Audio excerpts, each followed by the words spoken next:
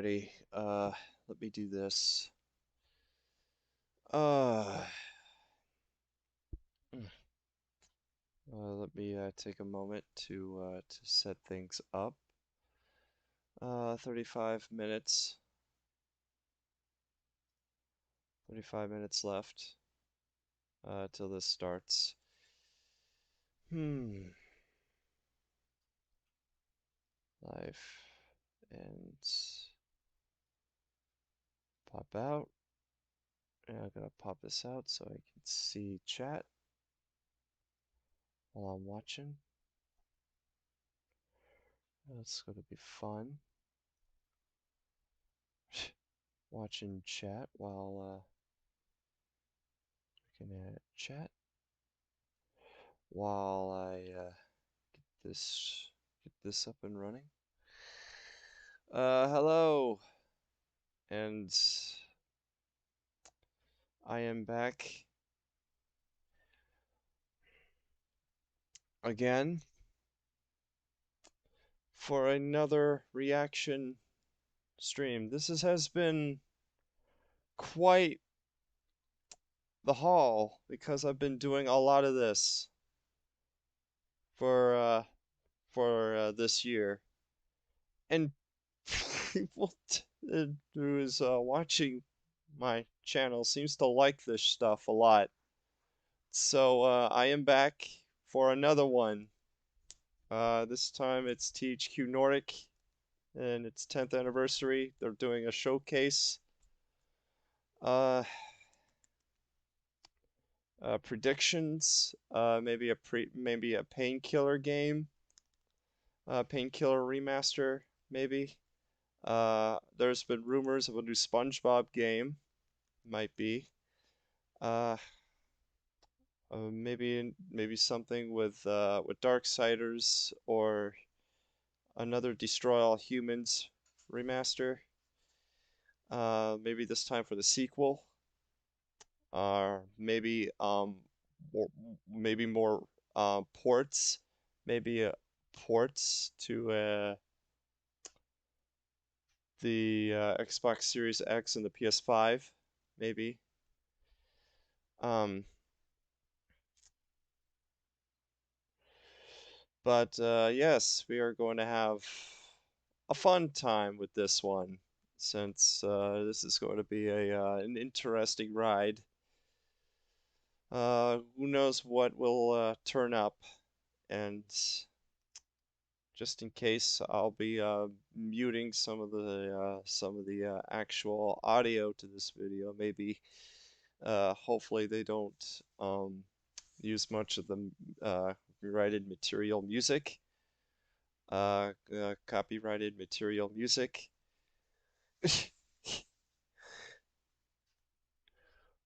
But how's everyone? Everyone's doing all right. Hey, Bacon, Matthew, Emily, Prince. Oh, good. Everyone's almost here. That's good. That's very good. Um, I just need Miner might join in the chat maybe. Uh, I'll have to announce this on via Discord or do something real quick with it. Uh, but I will pull up the thing later. How my drawings going? It's going well actually. I chose to redo the thing. Um, man, in case you're wondering. Uh, but it's going well actually. For the 16 thing. But as for the other one, that is still in its last um um in its um I can't figure out a proper word for this. Uh if you remember the last time we streamed this one drawing, the giantess drawing. I think that's what you would call it. Uh If you remember how the state of that drawing is, it is still in that state. 30 minutes to go, but I will choose to spend this time. I have my history with THQ Nordic games, and the last one that I have played was Battle for Bikini Bottom Rehydrated, and that game was all right at best. It's a good remaster, but it's not a great one, to be fair. And I did put up a Steam review of this game, of that game already. So, but that had aged quite a bit. I don't know if there were like any changes since the last update, which I should have played that game again before I even did that review, but uh I just reviewed it like how I last played it, which was about like maybe like 2 months ago. 16, starting to find my way, got a new job, I got to start at the mall. Oh, God damn it. Yeah, yeah, I gotta sing that 16 theme song. Um, but yeah, I have my fair share with THQ Nordic games. I've started with Darksiders, and it's an interesting franchise, but I wouldn't consider that being the best. Two as well. I heard mixed things about the Destroy All Humans remaster. Um, so that's that too as well. I have not played the remaster, but I did play the OG, and it was mighty good. Um, as well as a sequel, but I am not really sure if THQ Nordic is going to do something with Destroy All Humans in this showcase. But we will find out. We will find out. As for Painkiller, I did play uh the first Painkiller. That's what Emily gave me. Um, and that game was fun. I, I that that that was actually pretty fun. Uh, but again, I do have my fair share with THQ Nordic games, and I'm not saying that they're bad. It's just that I wish they come up with some better games, like some really, really good ones.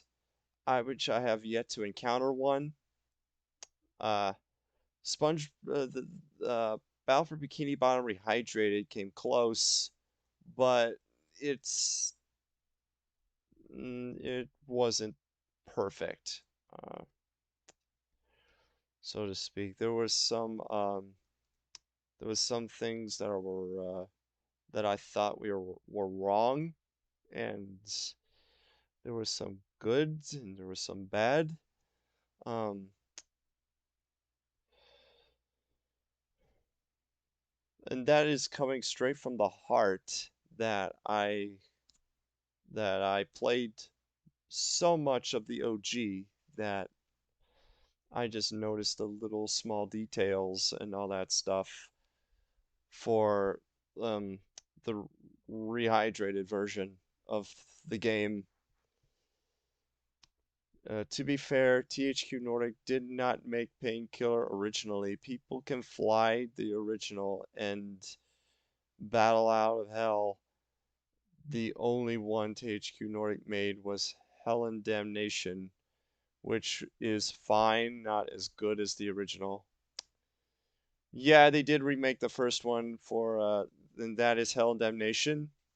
is what you told me. But it, but you said that was pretty average.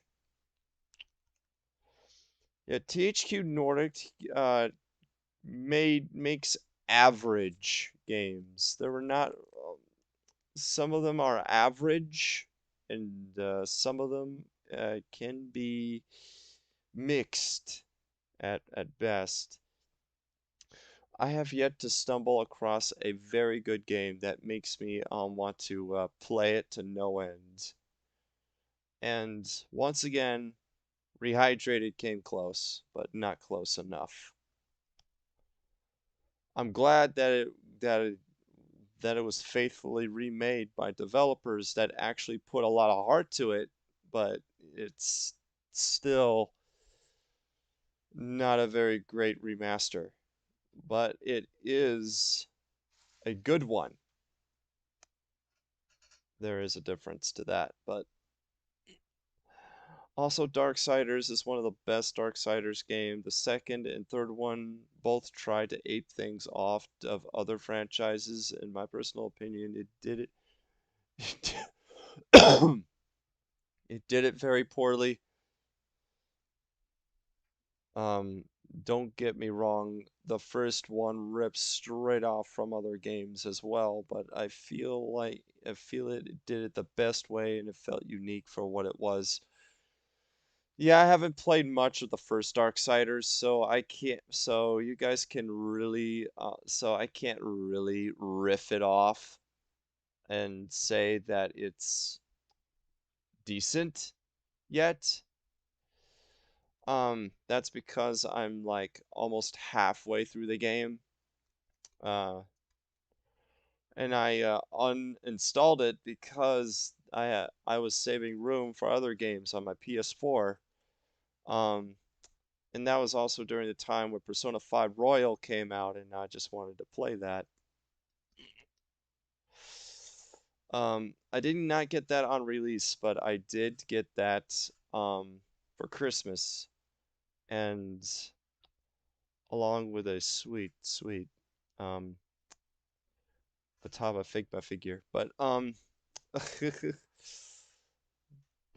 those were but that was a great present, and hopefully one day I'll get Strikers so I can really review that game and tell you guys what I think about it. Same with No More Heroes 3 and Metroid Dread if I get my hold of if I get my hands on those. Uh, but so far those are the three games I'm mostly excited for. Well, also Nickelodeon All-Star Brawl. I'll be getting that on day one, but not um but and hopefully I'll play it with several friends to get to truly get the experience. But I'll be playing this single player first, which is kind of on which is kind of not what the experience is to play what Emily calls them party fighters, but its original term is platform fighters. Um, but I uh, I did that when I played Smash Ultimate, Smash 4, Smash Brawl, and Brawlhalla, um, Rivals of Aether. Um, I can't remember any other platform fighters that I played that I did that method. And I have yet to find people who will play Brawlhalla with me, but my brother played the Smash games and Rivals of Aether. And to be honest, Rivals of Aether is best if you play it with mods. And with Brawl, it's good with the story mode. And as for 4 and Ultimate, they're just there for multiplayer. Like they're just fit. They just fit best with multiplayer. Uh, and I bet Nickelodeon All Star Brawl will fit in that same category. But I will try and see what I think about it. I heard that it's possibly going to be better than Ultimate. Yes, I said that. Yes, I did say that. Smash fans, come at me. Come at me. But uh the story is important of any product. It sets the framework of the gameplay, and if the story is well presented, that it should be praised, especially considering a certain franchise that I won't even mention. Yeah, yeah, yeah, I know the franchise. Mortal Kombat. But yes. Um I believe I said it, but yeah. Well, absolute garbage of passing it off as a story that is praised by people who are impressed by shiny graphics rather than actual writing quality. Mortal Kombat. But yes, uh, I played three mainline titles that didn't read the comic book. I haven't played the Diablo 1, although a reviewer I watched said it was pretty good. Diablo 1 is really, really good, but is good, but Diablo 2 is where it's at, Emily. I I and to be fair, I also forgot to mention about Resurrected, but with what Activision Blizzard did, I kind of not really sure if I am really in the mood to get it at the moment. Although Diablo 2 is one of my favorite games ever, but I'm just having a little mixed thing about what about that other thing. So, no, not Diablo 1. There's a Darksiders game that plays like Diablo. It's called Darksiders Genesis. Oh, that's what you mean. Okay. Well, I got a little off topic, and I thought it would be best if I talked about that real quick. But, um, uh, but, yeah. Also, I hope the Overwatch Blizzard leak is true. But by the way, uh, Overwatch 2 should never exist. All right. Uh, there is since Overwatch 1 is still making content. All right.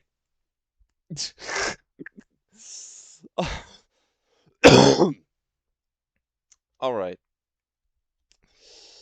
Enough about that. Um, let me actually pull up the thing now. I'm really I really do really apologize for said things. Oh yeah, here we go. Uh, it's not really much, but I did give it my best shot as to what for the edits for this. This is going to be my stream reaction uh my reaction scene thing. As you all commonly know that I'm going to be using this. Um, if you I might change the Riley head. I don't know, but or the Futaba GIF, but but yes. Uh, but yeah, those are still in a work in progress. Anyway, OBS is really, really good. Um, XSplit has issues. OBS is the best. Um, for so far. Um, somehow I can't get voice mods to work. Which that's the thing that alters my voice. When I streamed Snoopy versus the Red Baron and a pre Game Boy Advance showcase thing that I did after I streamed Super Sponge. Uh, yeah, that's the software I used to do that, to do all that stuff. Somehow I can't get that to work. So you're probably going to be stuck with me just uh, doing this instead of listening to my altered voice. Hopefully I can get that fixed before October rolls around. But but yes, uh, THQ Nordic, uh, please make this great. I And plus, this is yet another reaction stream that people kind of seem to enjoy me reacting to things like this a lot more than the actual games I have streamed and um and a couple other things. But I'm starting to receive like I don't really want to talk about this, but uh my somehow guys, be honest with me if you are viewing this right now. Do you guys really enjoy my my PlayStation 5 showcase reaction streams? Because I've been continuously keep um receiving positive and negative reviews. I mean, no, not reviews. Positive and negative. I I keep getting ties of likes and dislikes on those streams, but I'm not really entirely sure if I mean I, this is my channel and I stream what I want to stream, but I get that, but somehow every time I stream a Sony thing, that happens. Uh, I just don't know why. I just can't really tell why. Did Sony did something wrong? Well, that ain't really a surprise. But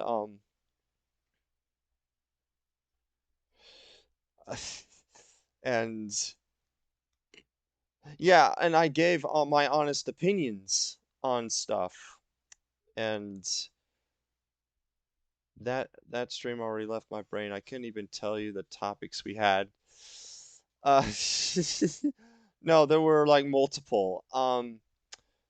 The first one that I did was when I had the audio quality there was horrible. Um, what and that's with the first showing of the FNAF game, and we all know what that went. Um, there was a mix of positive and negative likes. Um, I hate I have hatred towards Sony, not because of PlayStation. Um, to be fair, I have hatred towards them too, but I streamed those because I still have a little bit of faith with what Sony has in store for their systems, but it really isn't really the best that they can do.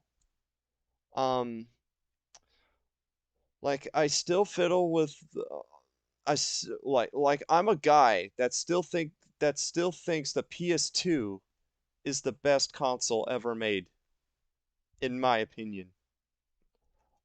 Like like my PS2 library is huge, like really huge, and I still wish I can have a capture card so I can stream my PS2 games, but apparently the PS2 emulator that I've gotten is shitty and it doesn't really work. So it's a really sad experience. um, as a PS2 player to experience this kind of problems. But there are some PS2 games that you can get on PC, and some of them are imported to the Xbox and the GameCube, and those games I can do, but it but it's uh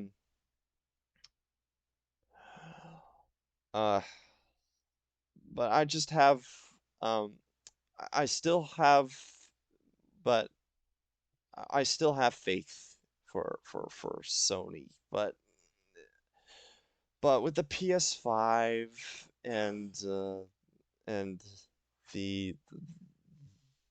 the things that Sony has been doing the past couple of years, I can see why people hate them.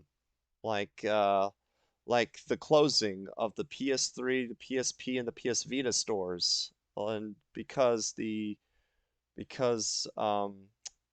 Ryan thought that the games that were being sold there are too old for us players, and yes, this is actually true, and that we have no use for playing those games anymore because modern games is where it's at. So believe that was stupid, but like everyone will agree with me here. But I'm just glad that he reverted that and everything went back to kind of normal after that. But after he reverted that, but the stuff with the PS5 is still not good. And there is from not good to mixed, but with the games like Ratchet and Clank Rift Apart, for me, I wish I can play them. And later, around 2023, for its estimated release date, Spider-Man 2. Um, so you think it could be one guy from Freakazoid delivering the dislikes? Oh my God, I have not seen that show in ages. Yes. I think I know exactly what you're talking about. Also, we're at least less than 10 minutes now, um, before this actually starts. That's good. Uh, it could be anything. All right, let me actually read this. People are not happy with your Sony stuff because you're giving your honest opinion. I did read skimmicks of that, and then mentioned the honesty, but and not hyping up the AAA Carbo that Sony is trying to peddle to its customers. Yeah, I already talked of bits and pieces about that, so this stream already left my brain. I couldn't. Yeah, I already read that. I have H. Yeah, I already read that. PS and headphones I can go for, but PlayStation and headphones I can go for, but everything else no. It could be anything. They could be fanboys. They could also just don't like something not related to the vid. People sometimes don't like people just because they might sound like something they don't like. It's true. Yeah, I do agree with that. Um, n not everything that I do is for everyone. So, if you don't like this, then that's fine. If you don't like anything that I do, that's fine. I just do this, like I said, for a lot of streams. I do this just for fun. I do all of this just for fun. Me playing games, me somehow doing reactions. I just do all this for fun. And for reaction streams like this, I give out my honesty and my opinions because not everything matters, but I mean that's a fact. But everyone has opinions, and not everything needs to be taken seriously. That's that's a fact of life that people need to understand. And and I think that it'd be best if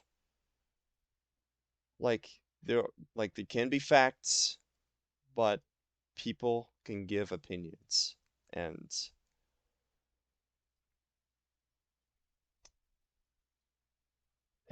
people can hate them and people can sometimes agree with them.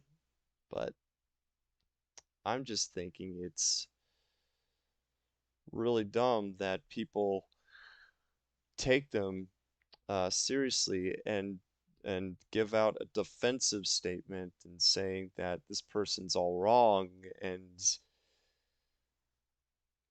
and other things that I don't want to mention. But um, you all get what I'm saying. So um, there could be constructive criticism in there, but at the end, you do you and only worry about the things you can control and not the things you can't. Yes, that's also another fact. That's also another life lesson. Um, right there. Uh, yeah, that is pretty woke. Emily. Um, so you think, yeah, I already read that. Or in the eyes, an console. Yes. Oops. I did not mean to do that. I'm sorry. Uh, let me put this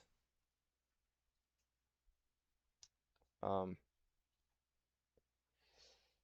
oop uh don't worry. I'll put it back. I'll put it back. I'll put it back. Let's see here. Share, copy. Oh, because I have to do this. Close, please. All right, let me pull this back. Um, oh, you already did it, Emily. Thank you. Um, almost everyone's here. Hopefully, everyone can be here before this is through, before this starts actually.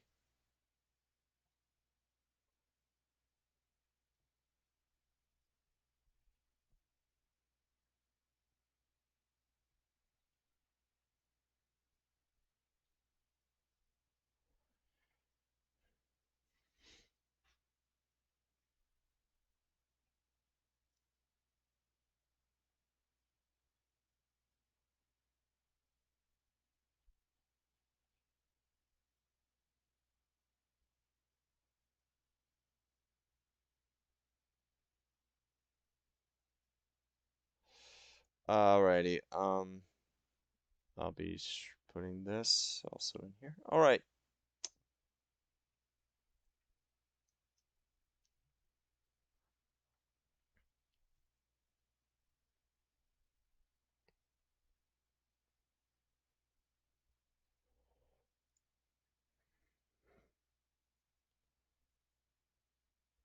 And one more thing.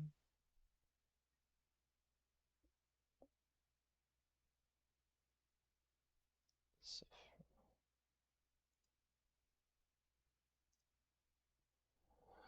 all right. Alrighty, I should be good now. Yeah, I should be good. All right. I did this all just in time too, so that's good. Uh, literally all you need to remember is don't let the negativity get to you, and at the end of the day, remember that remember Oh yeah, and at the end of the day, remember this, that dislike still requires them to click the video and give you watch time, which at the end of the day is still interaction and boosts your channel's ratings and Susan's garbage algorithm. Yeah, that's why dislikes don't matter to me. I just find it okay, dislikes, likes, those don't matter to me. What I The reason why I brought this up is because I was cur because I was a because I is because I found it quite funny that that there were oh, okay, it's starting. Uh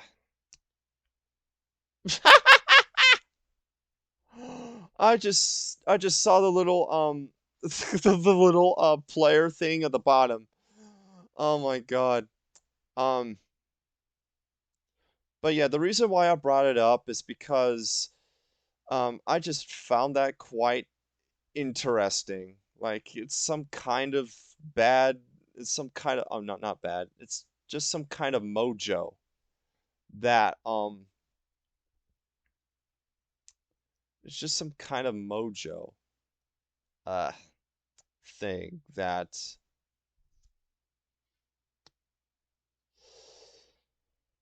I recently thought. Oh, well, no, I've been thinking about that. Um for when I did oh God, did do this before. Oh God, you're right. No, you're right, Bacon. Oh no. If they are actually going to start off with a first person shooter game, then that would not only be hilarious but cringy at the same time. Chaz it up, chat it up. Um, Also, as long as you're having fun, who really cares if some rando doesn't like it? Just do you. Yeah, that brings up exactly as what I said before you even mentioned that. But yes, I again, I just doing all of this all of the videos you've seen on my channel. I just do all of that for fun. And these reaction videos are just for honesty and just giving out my opinions. That's basically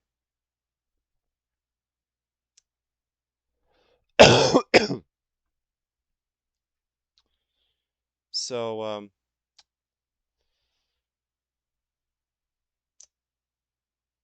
so yeah.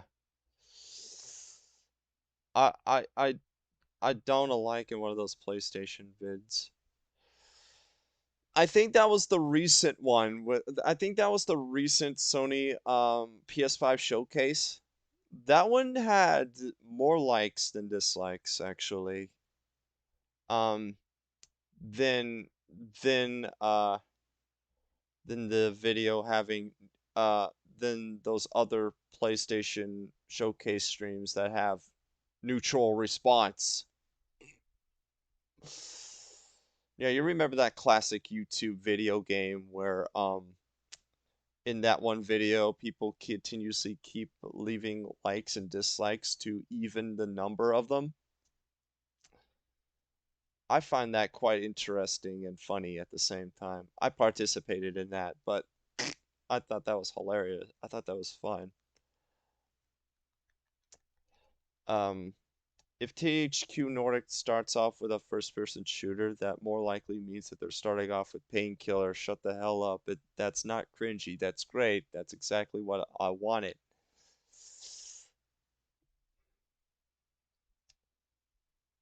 I mean, if okay, Emily, what if Painkiller is like Call of Duty? What would you say then? What would you say then? I'm kind of wondering now, actually.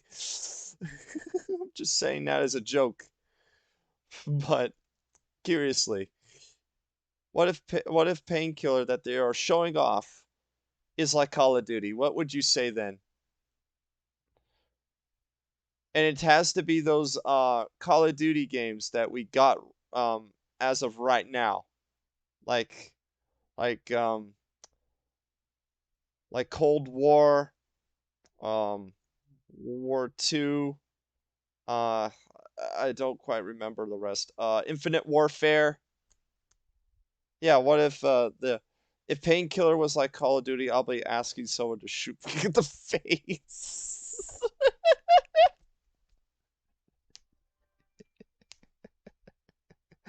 Yeah, it's not a boomer shooter anymore. It's a first person FPS. Done horribly wrong. It's not a boomer shooter anymore. That shit's too old school. We're up for those first person shooters now. I mean, don't get me wrong. I love to be honest, I do love boomer shooters. So not a bully stream for that. Not a bully stream for that. Um, I've given someone a dislike just to make the dislike amount to 420. God, oh, the countdown was at 420 when I read that. Coincidence? I think not. Uh, Call of Duty Infinite Cold War.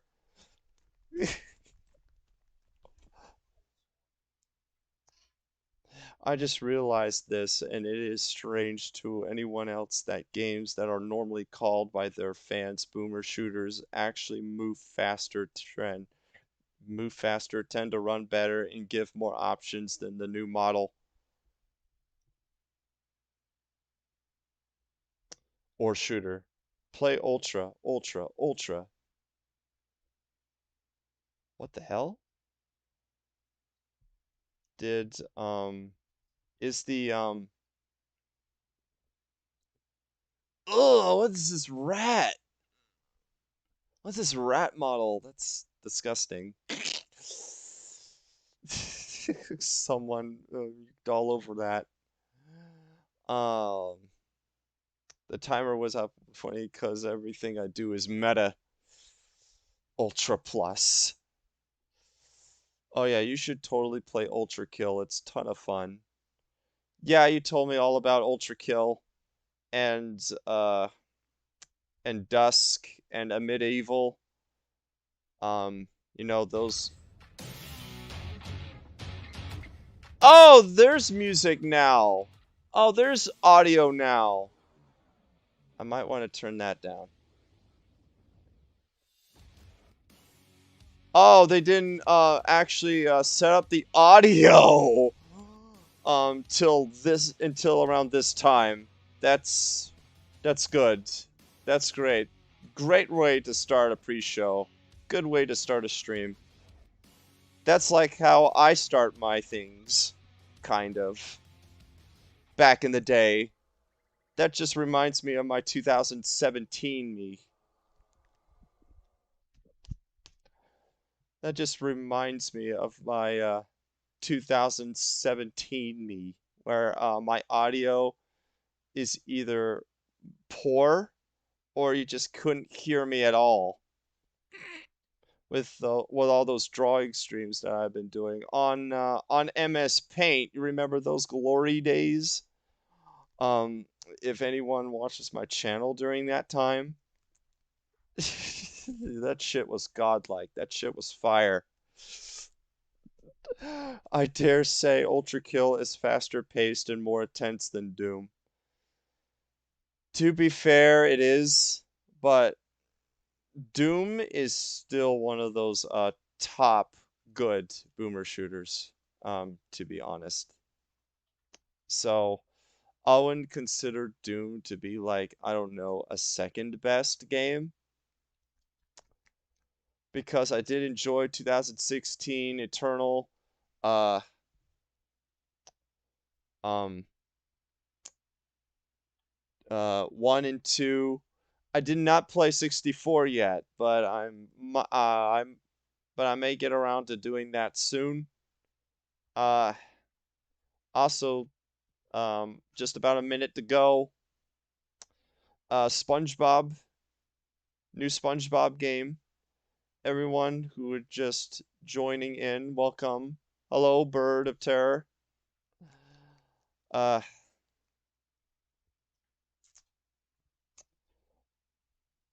let those bald eagles peck our eyes out.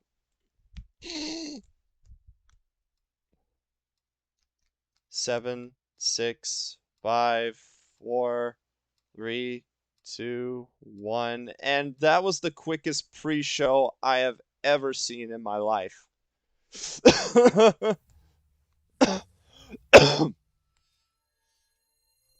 Yeah, happy 10th anniversary, THQ Nordic. Happy 10th anniversary. Yeah, this is going to be fun. This is going to be fun. You can freaking parry away shots with your power fist.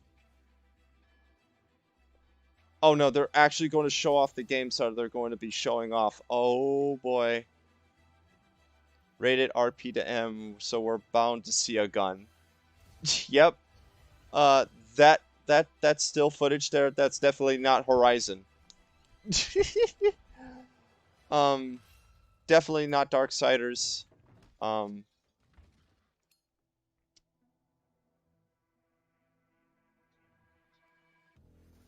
Definitely not a Fortnite-like RPG. Definitely not Forza. Definitely not Assassin's Creed. um, hey, it's Destroy All Humans. Oh yeah, that's going to be a port. Yeah, they're probably going to port that to modern systems for the 9th gen. Definitely not Red Dead Redemption. Definitely not Reaper from Overwatch. Biomutant, Fade to Silence. Kingdoms of Amalur. Is there any volume at all? I can't hear anything. What? There should be. Unless you, extraterrestrial premiere.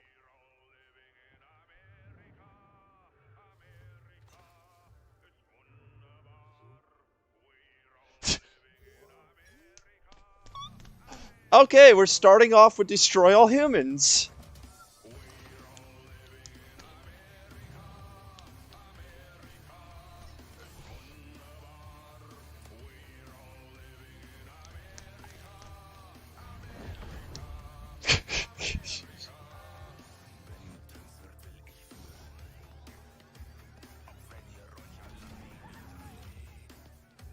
Ah, yes, their own Kingdoms of Amalur. They're probably going to show off that expansion that they promised was coming out when they released Re-Reckoning.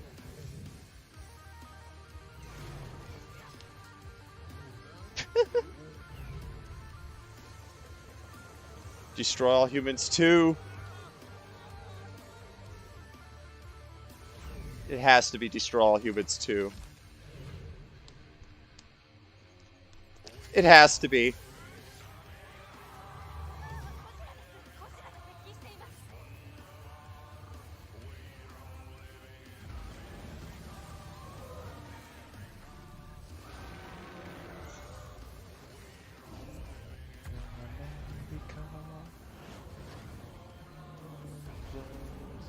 It's Godzilla.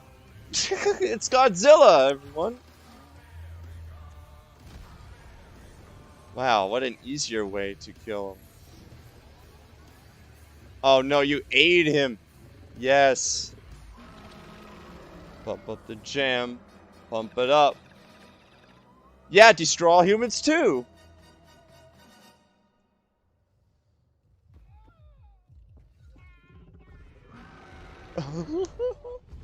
Destroy All Humans 2. Ain't that great?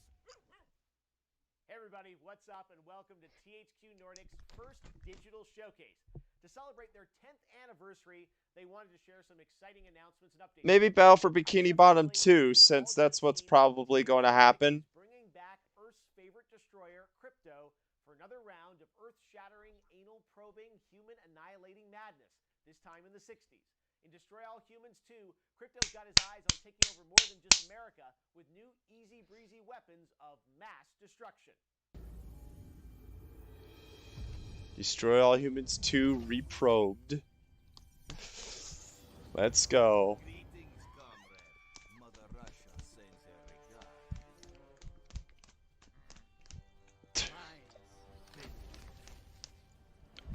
It's all a haze, man. There was this little green dude, and he had this like big gun and a jetpack. Hey Joff, can't wait to see you give Game of the Year to a non-existent Last of Us Part 3. There wouldn't be dust flying up from the Chadzilla's feet since they are on the moon. Unmersed 0 out of 10. Like, couldn't have stopped if I wanted to. Mind control, man. Mind control. I always told ya. And then I wake up, look up, and there he is in his flying saucer, burning whole buildings like they're just marshmallows, man. Far out, man. Really far out. Soon the citizens of Bay City will be embarking on a very bad trip. Nuh-uh, Half-Life 3 is going to win Game of the Year. Oh, wait, is that right? Oh, it's going to be on Xbox Series X and PS5 only. Also on PC. I really hope that this one does good as well, so we can get a remake of Path of the Furon. Actually, same here.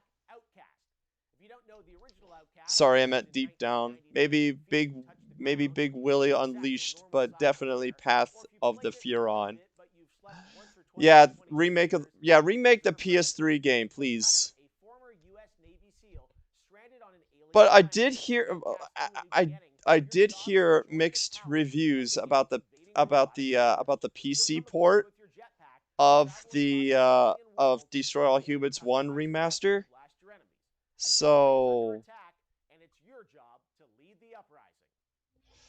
I'm not really. Oh, yeah, Outcast 2, A New Beginning.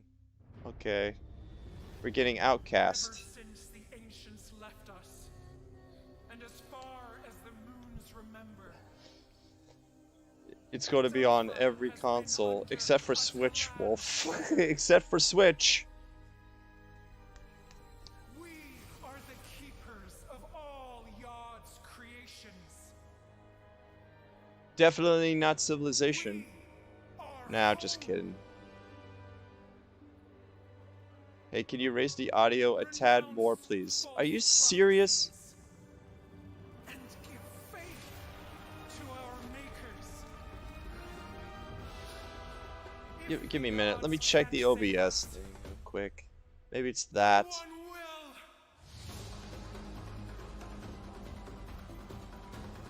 Yeah, it's fine. It should be.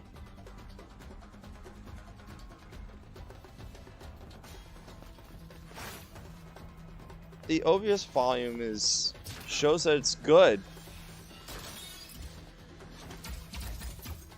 Is it good now?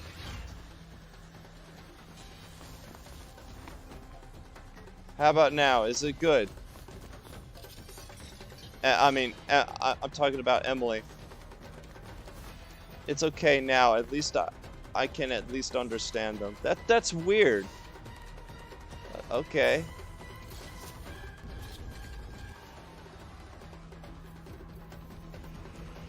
It is. Yeah. All right. All right. Then I'm keeping it like this. Because any more alterations might ruin the thing. So.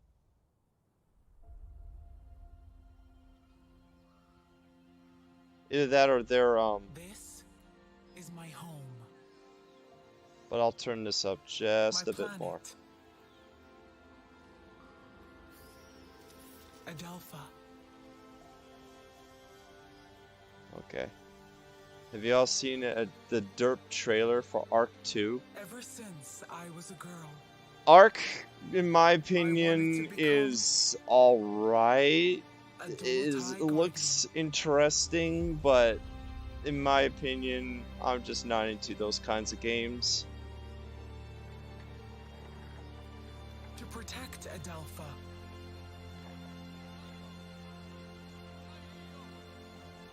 And all its creatures. Big For a and half small, second, they were showing off Recore 2. Wait a minute, really? virtuous and vicious. Let To defend against those who want to exploit its beauty. me see volume mixer real quick. Maybe Google Chrome is... And destroy it. Yeah, it's... Oh my god, no wonder! Google Chrome's volume in the volume mixer is very low. No wonder why you guys couldn't hear We it. need all the help we can get. Cutter Slade, your friendly Okay. neighborhood invader slayer. That's the reason why. Then I might need to turn Different this planet, down same just a bit. problems. Just where it was before. Before I In altered the that. latest game in Alrighty. the Expedition series, you'll play a Roman They legionary have commanding officer Vin of a Diesel legion. looking old, Your flabby, companions and will in live the in uncanny the valley. to die at your command. Lead your army through I Greece, love how North Africa, ridiculously and Gaul awful that without rhymed, respect or fear. Wolf.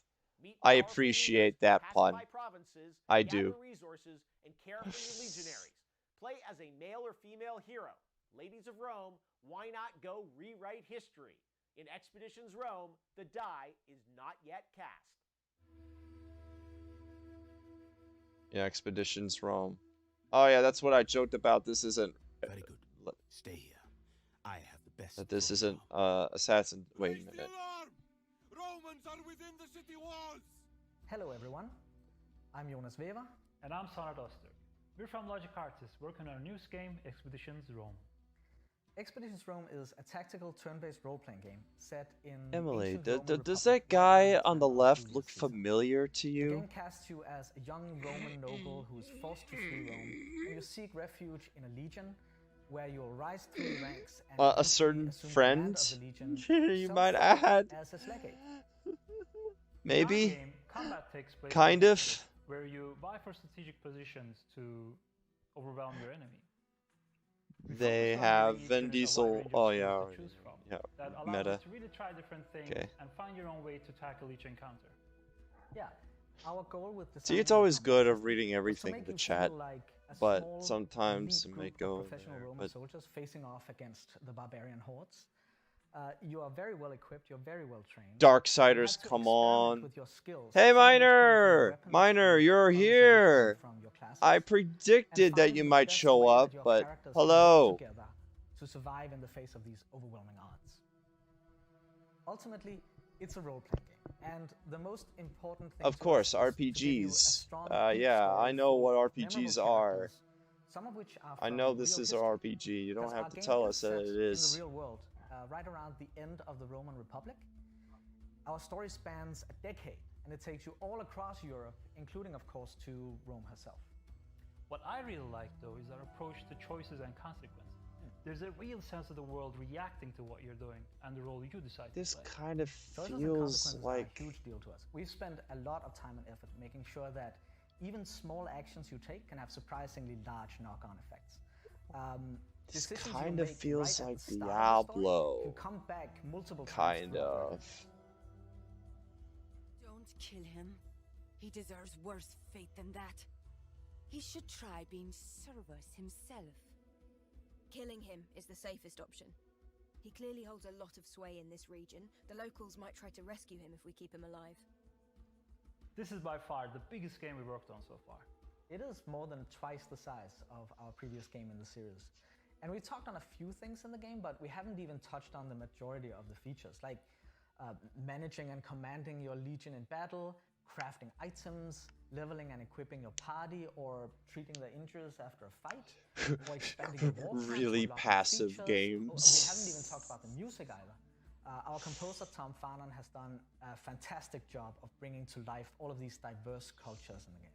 Absolutely. I still get the chills whenever I listen to it. Had no idea The main THQ theme is even wonderful. published this. Another of my favorites is Cleopatra's theme, because See, somehow this he's is managed sad to seeing summarize people what is actually still a very wearing complex those. character in a piece of music, which To is me, that's extraordinary. just that's still Well, that's a gonna bit do it. sad. We hope you enjoyed this deeper look into Expeditions Rome. We can't wait for you to have your own unique adventures playing our game. We do regular dev streams In on my Twitch, opinion. and we also have dev diaries on our community site.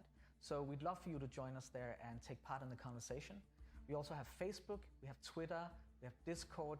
So there are plenty of opportunities to get plugged in and learn more. I had an amazing PC, so no need for PS4 or Series X for Destroy All Humans 2 in my end. UTVs is back with its 8th installment. MX Same, versus actually. ATV Legends. This time around, the team at Rainbow Studios wants players to know what it feels like to become a world-famous professional motocross rider, building a career, competing through a I might real-life need to MX turn. calendar, plus I might story need to elements like silence invitationals this. and sponsorship Hopefully, opportunities.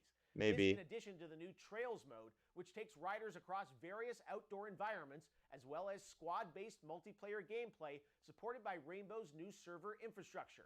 Here's a first look at Rainbow's what it's like to go from amateur new to server. pro to motocross legend. This is how legends are. Yep, I figured. I figured I might need to do that. It's very common for racing games to have like these kind of music, you know? It's very, very common.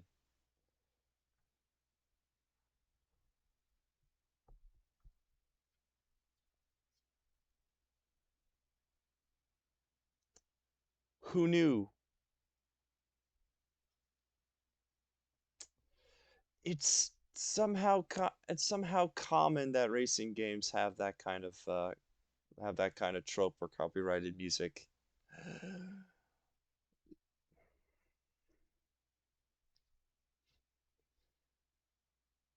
So there is a purpose for that, for the mute. So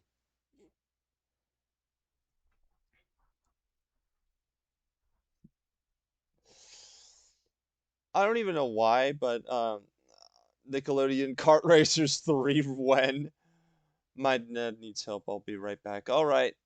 If you miss SpongeBob, it's your fault. Oh, shoot. Political, social, economic, and war simulations. Grand Strategy teams up with real-time strategy to bring you the That ultimate is chance the to go song back they and make always tough use calls on in the real-life Dude situations. Perfect You might videos. even do better than the pros, or much, much Good worse. thing I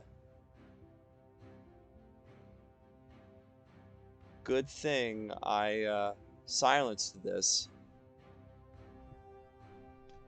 Then I assume SpongeBob will be at the end. Because we've all had to wait, and for much too long, to be finally heard. Is Around that this country Ronald and Reagan? spreading all over the world now, what do we see? Incompetence, imbeciles, weak leaders, not able to rise up to the times. Our times. This is why. Have you as a quite new noticed generation takes that all over, of these games are being everyone ported should be everywhere aware of but one the thing. Switch? Today is not about Yeah, I just Today is noticed about that. all of us. Today is about our movement.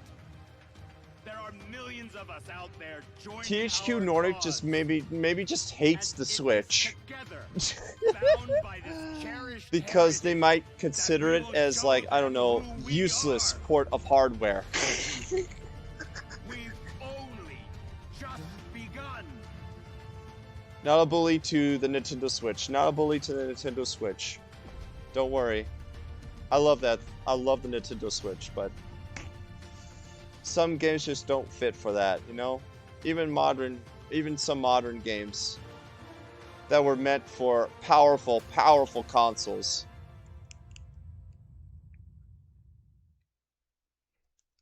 Up next, we've got Elix 2, the sci-fi. But I know there isn't such thing as that. Open world.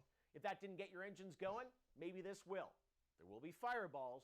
There will be flamethrowers. I generally thought you were going to say that. Is that Ronald McDonald? Once again, step into Oh, Jackson's shit. shoes and Donald face the world. Trump's Less in talking, me more later. showing. The Switch will get them next year, and the Chad Switch channels will say that it's the definitive edition. That seems like it was made for the Switch. I guarantee you'll hear that. Humans forget. This is definitely not No. Can't ignore the signs. We have to be prepared. We have to take care of ourselves above anything else. A buddy of mine to this day is still trying to pump the Switch as much to pump the Switch to me as like more powerful than the PS5 in this Series X. Series X. Oh shit, it's Elix. And we haven't got much time left. See, this is the point where the chat just got woke immediately. Maybe you're getting caught up in this too. It's probably not that important right now.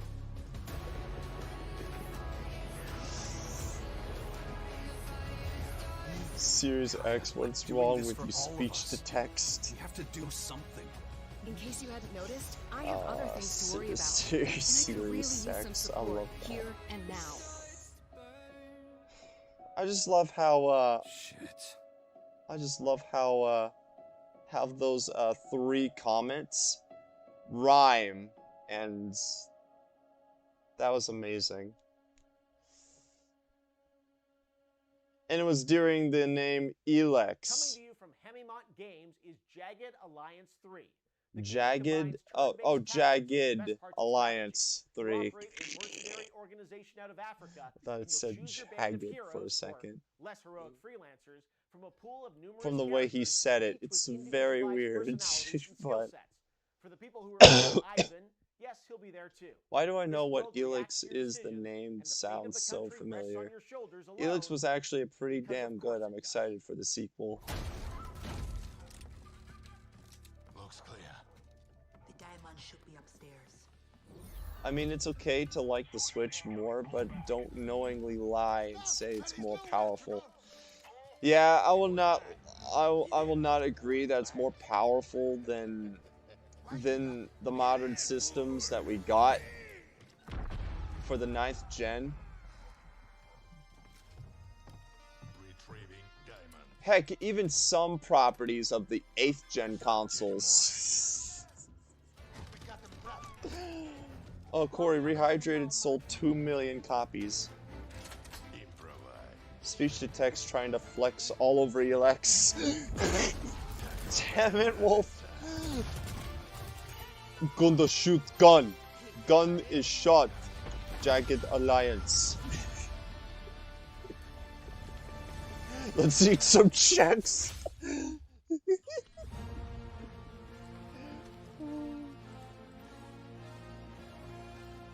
Oh, it's these. Ew, it's one of these games. It's one of these games. Yeah, Rehydrated did sold 2 million copies, but minor, to be fair.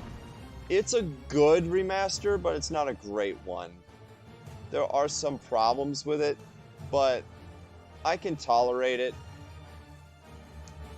So, XCOM. Yeah, it feels like XCOM.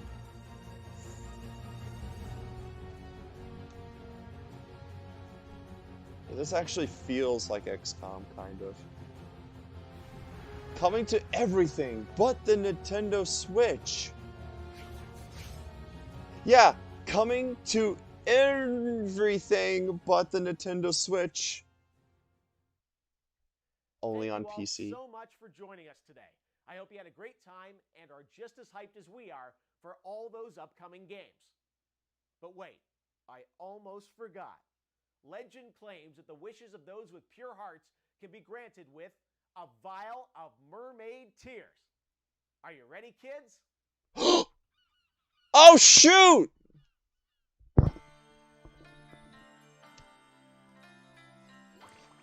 Oh, you were right! Holy shoot! The winner takes all. It's the thrill of one more kill, the last one to fall. We'll never sacrifice the will. Never look back on the world closing in, beyond the attack, on the wings of the wind. Once we begin. SpongeBob goes to different dimensions. Yeah. One is last to fall. The Cosmic Shake. PS4, Xbox One, Nintendo Switch, and PC. Bro, this looks legit good. Mrs. Puff, really? Mrs. Puff. Oh my god. Oh my god. Oh my god, they are actually showing that off for the Chi-Chi.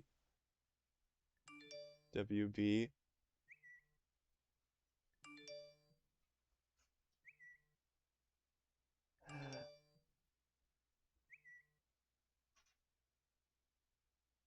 Easy win.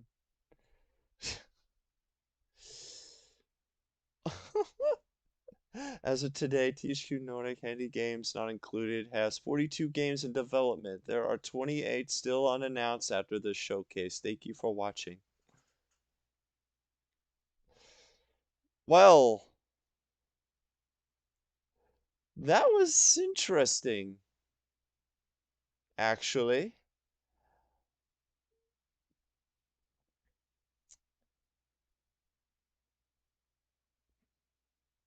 So, what you all think? Oh. I just love that sweet victory. It's throughout the entire trailer, throughout the teaser trailer. That was great. And it just looks like SpongeBob is running through different dimensions and all that stuff from past SpongeBob episodes. Like there was I was a teenage Gary, Shanghai, um, Pest of the West,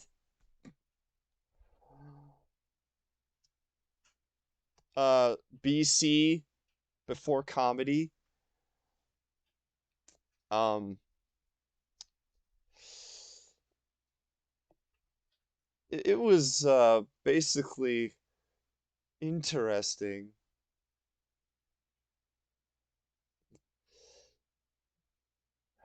I just it looks like Truth or Square meets Rift Apart. Maybe it'll be the SpongeBob equivalent to Family Guy Back to the Multiverse or whatever it was called. It was Back to the Multiverse. And it kind of feels like that, but if you want a more accurate thing, Gary is the real protagonist of the show.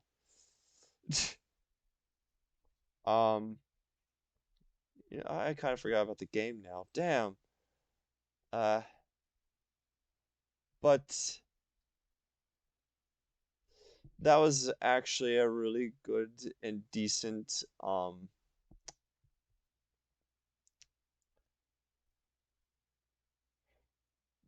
decent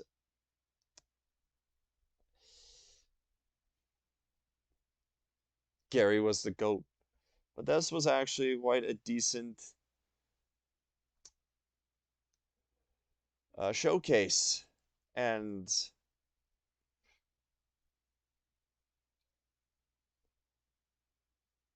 we did.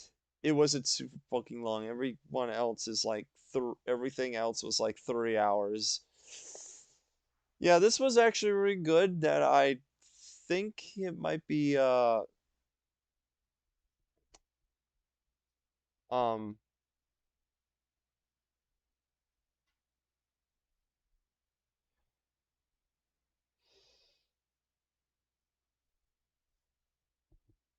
oh God, I forgot what I was gonna say. I had that happen a lot.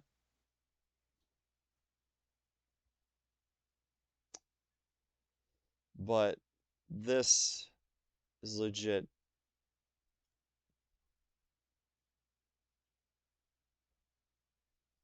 We got Shanghai, Pass to the West.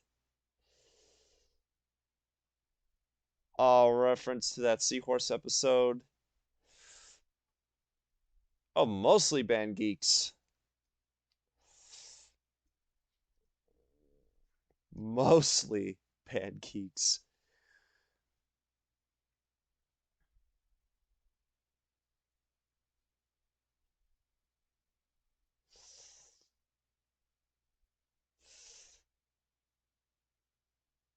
But yes, this was an interesting yeah, Karate Island. I didn't even see Karate Island till just now actually. With Sandy and SpongeBob in the karate gear. Um Mostly the Sandy. Uh Miss Puffer jerking off that guitar.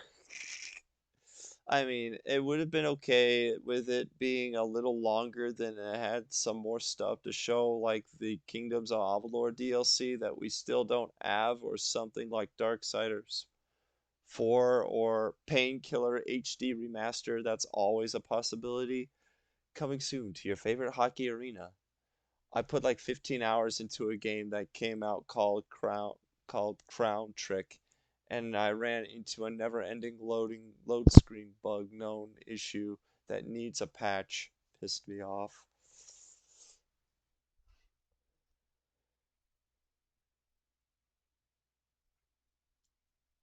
Also, I noticed that the Patrick is really, really tiny for some reason.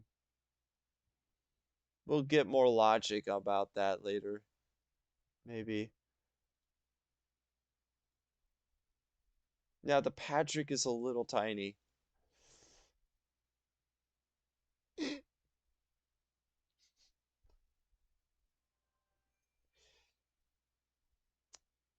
So yeah, this is basically just trying. I think this is basically going to be like Rift Apart, but SpongeBob edition. Um,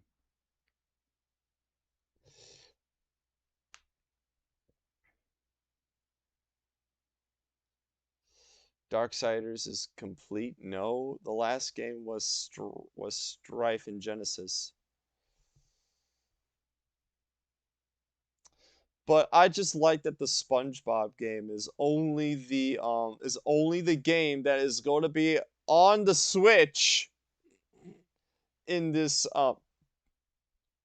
showcase. That's very funny to me. But this is going to be a PS4, Xbox One thing. It's not going to be on modern. It's not going to be on modern ninth gen consoles. So I personally haven't played Genesis. I was hoping for a more character action style game with Strife or maybe something like Gungrave. Crown Trick was a fun roguelike too. Made me even more pissed. I thought Sonic Colors Ultimate was going to be awesome. Was going to be like a good remaster. But apparently, we already knew what that went.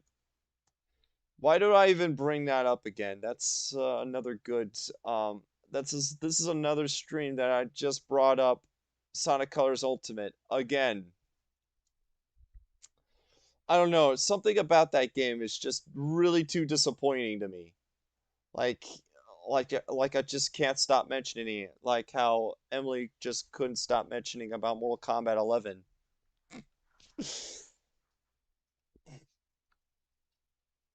I have Genesis, but haven't played it. Too many Fing games. Also found out how to make a new save in Sunset Overdrive. I had to start it offline. Here. Oh, thank you, Wolf, for bringing that up. Sunset. I fiddled with Sunset Overdrive. Yeah, about a couple weeks ago, actually, since a really good friend of mine, a very nice friend of mine, um, um, got me Persona 4 Golden and and uh, Persona 4 Golden and Sunset Overdrive since my friend bought those games for me on via Steam on my wish list. But when I fiddled with Sunset Overdrive, I experienced something that was hilarious, yet yet disappointing, and that is the save file corruption. And and to be fair, that's not actually my first ever save file corruption issue. Um, Reverting back to Sonic Colors Ultimate, real quick, that wasn't actually my first time experiencing that. It was Sunset Overdrive on PC, and that really made me disappointed because I really loved to stream Sunset Overdrive, but with that issue, um, I'm very surprised that very rare Steam reviews ever mentioned that. Maybe it's because that there is a way to fix that, which I have yet to find out. So, Wolf, if you manage to do that, can you tell me exactly how to fix that problem? If you um if you can just tell me what you did. If you um I mean, that is just ridiculous and uncalled for, actually. Having a blast with Sunset. I haven't had that bug yet, but I'm playing on Xbox One though. Oh, I thought you had that on PC. Oh, okay. I thought you had that on PC, so you could tell me how that's fixed. But all right. Yeah, I'm still fiddling with the Xbox One version since it basically is the um is the um is the version to play. Um yeah, Sunset Overdrive is mad fun. Here's hoping one day somehow some way we get a sequel. Same. Same. It was rumored that there was going to be a sequel, but Soniac Games just was too busy with Spider-Man, well, mostly Spider-Man, since Spider-Man is still going to be ongoing with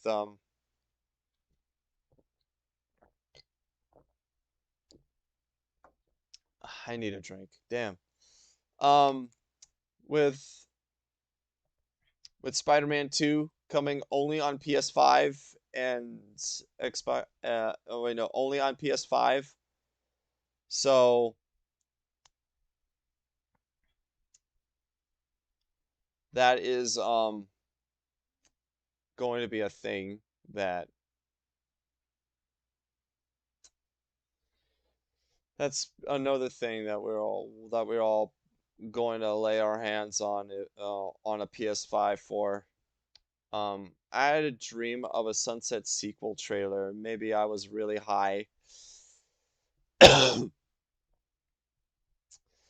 That was clearly you being high. I wish that's real, but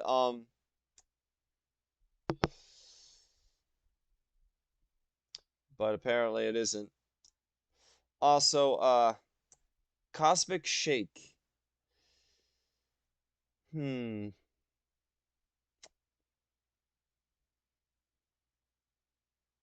Coming soon. This is probably like a next year project. So we're probably going to get some gameplay. It's probably going to be like well, obviously like what one passed one out it passed me, or I might been delusional from insomnia. Oof. Oh, oof. I'm just glad I don't have insomnia. I'm just lazy about sleeping most of the damn day. Um and that my schedule's messed up mostly. So that's also that. I'm just glad I don't have to take, like, I don't know, sleeping pills, or because I heard that stuff actually kind of messes up with you. So well, it really depends on what kind of sleeping pills. But I also don't have insomnia, which that's also good. Um Even when I do sleep, I only sleep for 4 hours. Oof.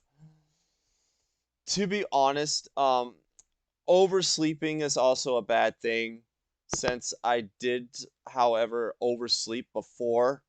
Well, obviously, that's kind of like almost an often thing for me, which is not really good. And I absolutely take no sleeping medication. All right. Yeah, insomnia really sucks. Also, I don't know what sleeping pills mess with you. I've used 3 different kinds, and none of them have ever had any bad effects. And I only got to use them pretty frequently. Uh, yeah. Yeah, I do agree. Oh! Oh, no!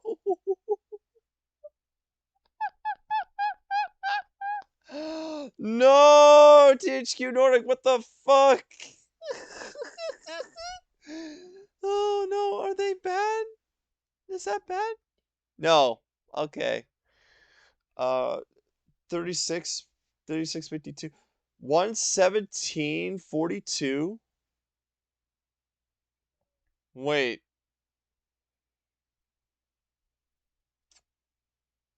Uh Alrighty, I'll pull up the actual the actual do you guys want to check out my Battle for Bikini Bottom rehydrated review that I posted on Steam real quick? Uh well, since this is after stream, I guess we could do some random things um to pass the time. As I do for every reaction stream, I do very, very random things. This is a really good occasional thing for me, so I might as well just do that regardless. Um, I don't know how many people actually found this. Nobody yet. Ooh, okay. Okay, that's good. Uh, sure. What did they do? I don't know. They didn't do anything. It was just a thing that YouTube messed up. Did I miss SpongeBob? Yeah. All right, all right, all right. Before anything, Sunio, if you're still here, I'll show off the SpongeBob thing again. I'll show off the SpongeBob thing again. Back to this volume again. Okay, guys. One more thing. Here you go, Prince of Pop and Sunio. this is definitely worth a rewatch. So, fantastic premiere. I just noticed that.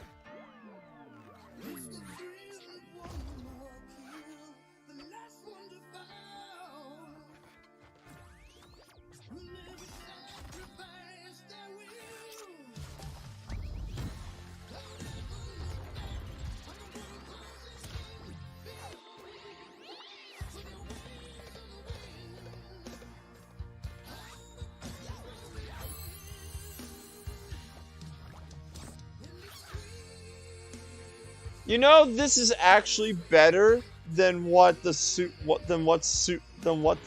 Bowl had to offer.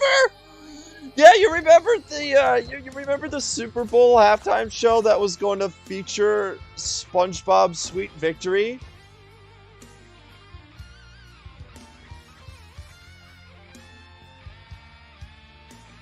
Yeah, that.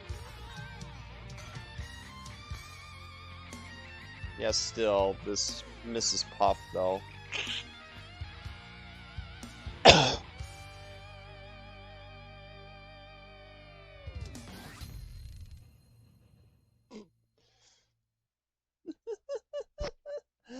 Yeah, still that Mrs. Puff, though. I do need I need to do a drawing of SpongeBob characters doing JoJo poses. Yeah, eat your heart out, NFL. Eat your heart out, NFL. Yeah, for this. Yeah, for also bowing down to the national anthem. Yeah, instead of putting a hand over your heart. Frick, I'll see it later when your stream is done. The Super Bowl kind of trolled everybody. Well, at least I think. I don't remember the exact situation. I know a lot of people wanted them to play it, and they played like 2 seconds. At least the Dallas Stars NHL did a proper Steven Hillenburg tribute since the Super Bowl failed to do so. Yeah, it was meant to be a Stephen Hillenburg tribute after he passed away, and a lot, and there was like I think 2 or 3 petitions that that that people want the NFL for the Super Bowl to I think it was 51 uh to 51 or 52, I don't remember. I think it was either 50 or 51, I don't remember. That to play Sweet Victory with modern animation and them appearing on stage. That's what they actually dreamed of wanting, but the NFL actually played that for like 2 seconds, and that was it. And then we got sicko mode. You know sicko mode, right? That stupid song sicko mode. Yeah, that got in. Yeah, after those 2 seconds, a fucking meteor landed down. That was supposed to be an effect. Its sicko mode started playing, and a lot of fans were disappointed. A lot of SpongeBob fans were disappointed that day.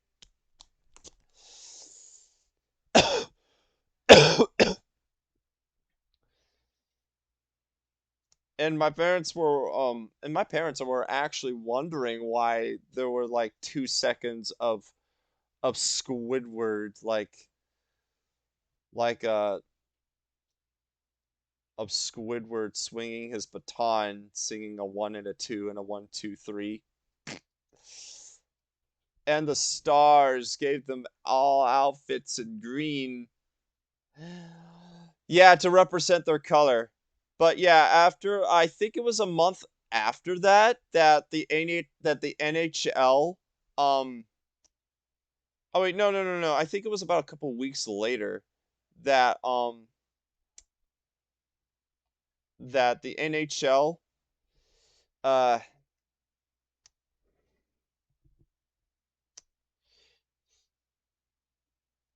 uh did the Steven Hillenburg tribute thing justice with playing the entire Sweet Victory song with the animated thing, but with the but yeah, with the color outfits all green. And the technology used to draw up those 2 seconds went on to make that Loud House special with the COVID-19. Wait a minute, are you talking about the flu episode? You talking about the flu episode? Also, back to the Loud House real quick. We got more info about the live action Christmas special that's about to come out later this year. And you guys want to see a preview of that? Well, not actually like a video preview, but a picture. But a picture preview, mind you. Sunio, if you're still here, you might want to come and and comment on some things and correct some things because I remember you and I were talking about that. And no, the Living at Home special where they showed off clips from the show. Oh yeah, I remember. Okay, okay. Star Wars Xmas special is the ironic goat. Oh God, the Star Wars Xmas special. That one was like what Lucas hated the most, right? And that he admitted that it really isn't canon to to the Star Wars universe.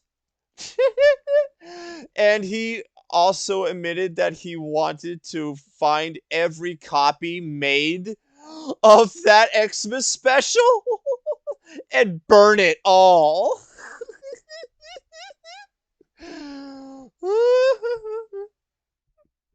But yeah, what Emily said here, I'm about to read, was the only positive thing about it. It was the first introduction of Boba Fett. That was actually a fact. The Christmas special actually did introduce Boba Fett. I've seen a couple of behind the scenes videos of the Loud House Christmas special. Okay. But what I'm going to show you is one picture from one scene of the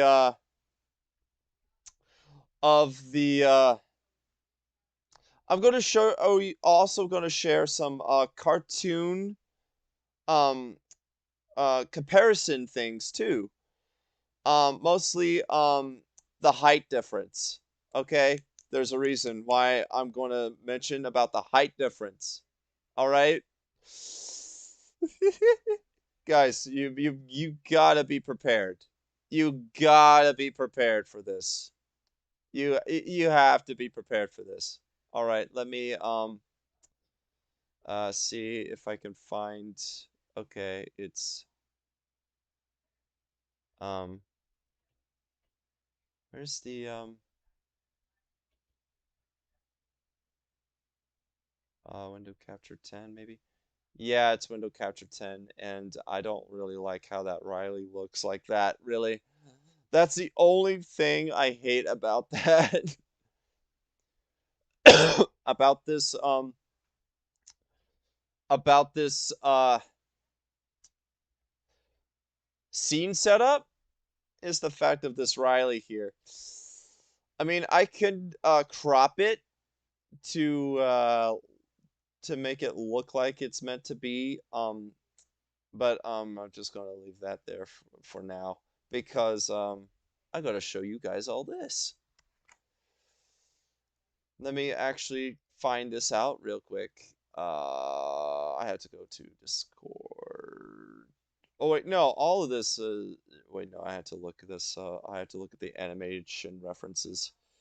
I can find the live action thing in a Discord server real quick. I had to pull that up. Let's see here. Do this. Do that. Yeah. All right. Now, let me look at some animation references. Let's see here. Loud House.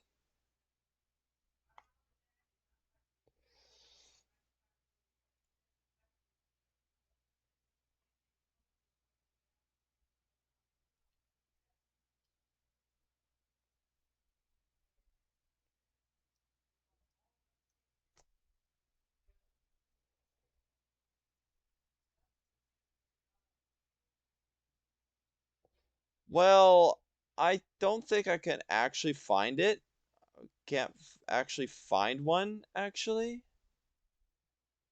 That it's really, really good at best. Well, actually, yeah, there is. Actually, yeah, there is. Yeah, there is. Alrighty.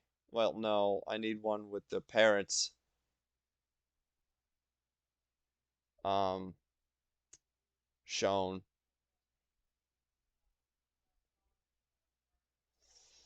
I can't find an official canon. Um,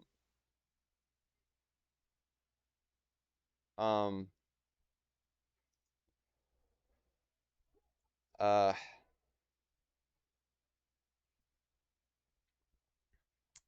I can't actually find an official canon. Well,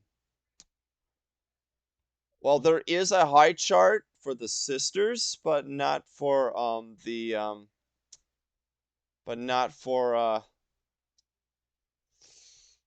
the parrots with the two.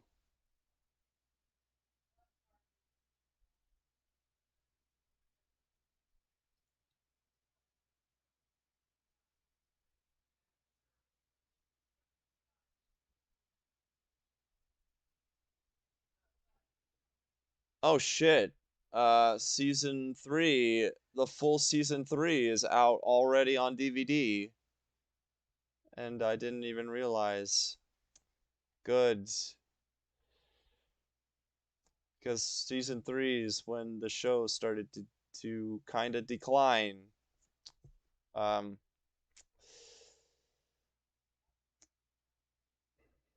um, where's the free? All right, all right, all right. I'll just go pull up this one, because why the hell not? All right.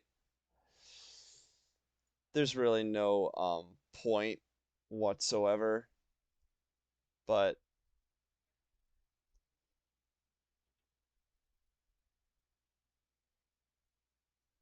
there really is no point whatsoever. Okay, let me just pull this up. Actually, it would have been best if I, all right, now I can put this back up. Where's the thing at? All right, it's 10, right? Nope. 3, 4. Oh shoot! What freaking I need to start labeling these window capture things on my OBS because I kind of fear that I might pull off a wrong thing. Pull off a wrong like that. Like that. Um um and that that's my SAI. Um there we go. Okay, thank you. Finally. All right, thank you. Finally. Um, I believe I told you I got season 3 DVD before. Even the oh, all right. All right. What did I freaking miss? Sorry, Lucas. The internet and riff tracks beat you to it. It'll never be a memory. I love how she looks. It's so bad. Chewbacca's family was ridiculous to say the least. You know, I'm kind of surprised Disney hasn't tried to squeeze that bit of nostalgia from the fans as well as make a sequel trilogy version of the holiday special.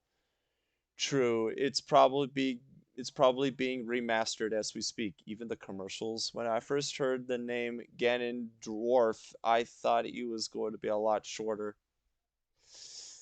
I believe I told you I got the season 3 DVD before. Yeah, but I got the Casa Grande season 1 DVD. Um, and What's New Scooby Doo? Season 1 on DVD. So yeah, there's that. There's that. Yeah, I got that along with the Casa Grande season 1 DVD. So that's why I brought that up. Um there was some sus tabs there, buddy. JK. There really isn't any other than Battle for Bikini Bottom. Other than Battle for Bikini Bottom search, Loud House Google search, this, and the live streaming tab. That's all I got. And then a pop out of the chat.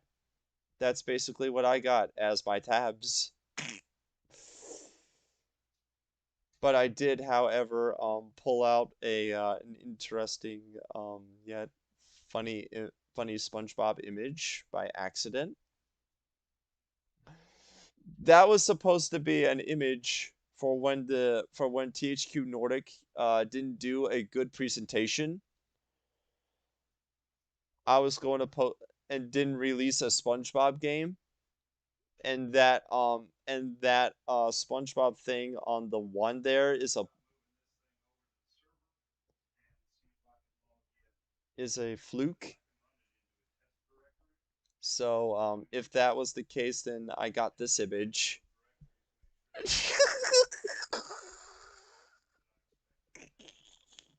That's the whole reason why I got that image. But this was actually a good presentation, so there's no need for that image. Now, where was I? Oh yes, the Loud House Christmas special picture. All right, what I'm going to show you is the actual scene, is an actual scene from the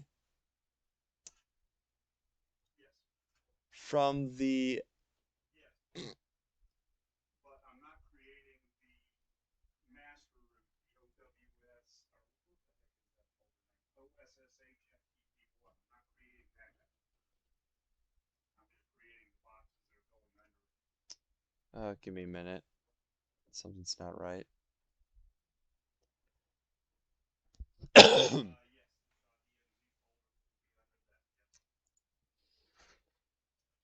um Position.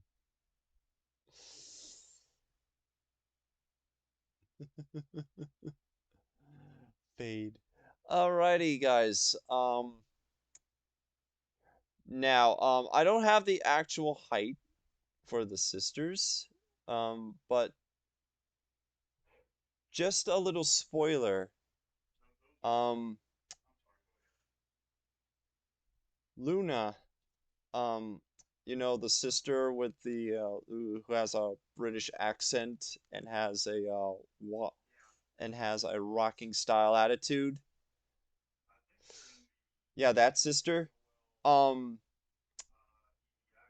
do you even imagine her being a skyscraper? That is even taller than the parents of the actual show. Do you even imagine her being being as tall as a skyscraper? Hell nah, new SpongeBob game. Well, he looks like he really needs a salad. Corey, you are secretly a fan of the next generation, hiding it in your tabs. They should get Michael Cera to be in the Loud House movie, as he should play Kratos in the God of War, the movie. The actual Loud House movie was actually really, really interesting, but that but the movie actually took place in Scotland, and the fact that it has a bunch of medieval and that has a bunch of dragons and Luna a skyscraper, and not really. And the Louds have a Scottish accent. Um, so I mean, there's more to the film besides just that, but also a very thick antagonist. But I'm not gonna get around to that. But yes, I what I'm about to show you. Do you wish to believe what I just said to you about Luna being a skyscraper not being real? Do you wish for that not to be real? For her not being as tall as the parents, even? Be honest, because I don't think you guys are ready to see this. You know what? I retract all that stupid shit. I just said Michael Cera should play Doom Guy in the next To Do movie. Either that or Lynn Sr. sneaked some mega mushrooms from the Mario universe into his cooking. I just can't stop thinking about the scene when Lenny was a baby. That's exactly how I see her. Actually, yeah, I do believe that's adorable. And to be fair, the animated movie is actually really good. And and the and and to be fair, I kind of do and don't like the trope of every movie has to have a villain. Okay? Even shows, even movies that reference, I don't know, like that reference like The Loud House, because in that show you don't actually see a villain other than Chandler in a couple episodes, and Ronnie Ann when she was there in season one, but she evolved in the later seasons. But still, that's the only villains I have ever seen in the Loud House. But but uh but with Morag being the villain in the movie, it was interesting to say at least. Her with a dragon scepter and her controlling a dragon, and her actually killing the the previous that killed the previous Loud ancestors. That was actually pretty brutal and dark for that, but I know, Emily, you better take that back. Doom Guy isn't a manly enough role for Michael Cera. I love how you said Thanatos. Is that supposed to be Thanos? But is that like a bootleg Thanos? Like like Thanos's alternate universe cousin, second no, is this Thanos's second's cousin's um brother's cousin's uncle's former roommate?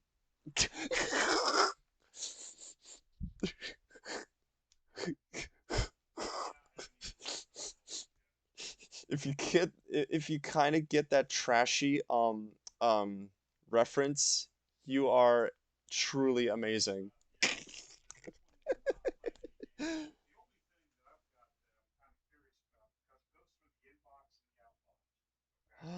Um, but all right, all right, all right, all right, all right, all right, all right, all right. Back to the topic at hand. The Loud House Christmas special. I think I have the cartoon thing saved too. I don't think so. Let me see. No, I don't. Why? Um, I should. Um, I think it's. I think I saved that to my passport drive. Did I? By accident? Um, Let me see here. Oh no, I kind of trashed as to what the download was. Fun. Okay, then I had to play the guessing game. That I hate. Let's see here. Yeah, there's the salad. There's the salad GIF. Um,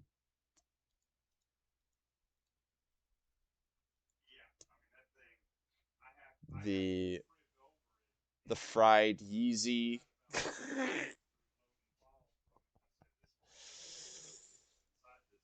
uh, all right, fine, fine. I don't really care. Frick it, frick it, frick it. We're not doing that. We're not showing the actual references. Fine. Alright, guys. As I said earlier, here is one of the scenes, um, one of the pictures from the Christmas special that were shown.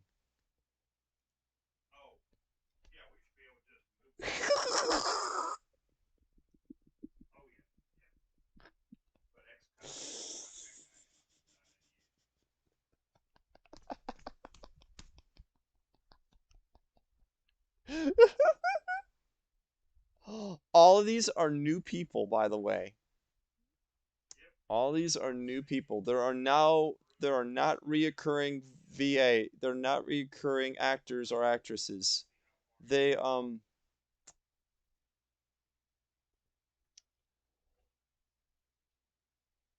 but here it is. Alrighty, I'll give you who these people are supposed to be from left to right, alright? Top to bottom. Uh, Luann, that's the one with the antlers. Lucy, Lenny, Lily, Luna, Lola, Lynn, Lana, Lori. I'll save that guy after Lori in a second. Rita, that's the mother. Lisa, that's the one with the gun. And that is Lynn Sr. right there at the very end. That is Lynn Sr. You want to know who the guy in the between Rita and Lori is?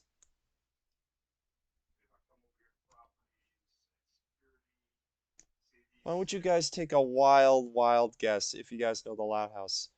Who who um who that is?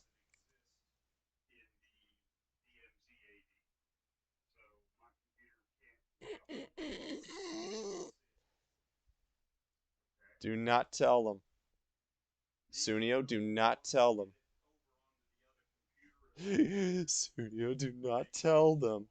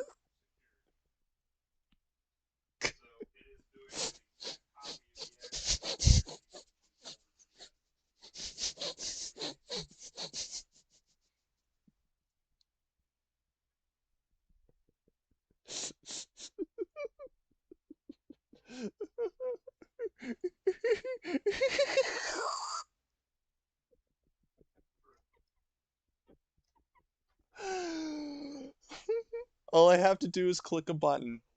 Are you guys ready? Are you guys ready? Uh, looks like Matt Damon. Actually, Brian Stenpak is actually playing the real Lynn Sr. I'm going to throw out a wild guess here. I'd say that Lincoln Loud is played by Logan Paul. Batman? No. Bad Emily. Matt Damon? Okay, I got a really wild guess here, but I might be correct. I'm thinking that's Johnny Gat from Saints Row. No, no. He looks like more like a Johnny Blaze. Looks like Matt Damon. Can't even tell who that other guy is. Okay, guys, if you think that is Lincoln Loud, you are wrong. You are clearly mistaken. Are you ready to know who that is? It is not. It looks like Henry Tone from Dumb and Dumber. All right. Are you guys ready for the reveal? Green Day final answer. Actually, Bacon did say the correct answer. So so that's a little bit of a spoiler, but here we go. Here it is.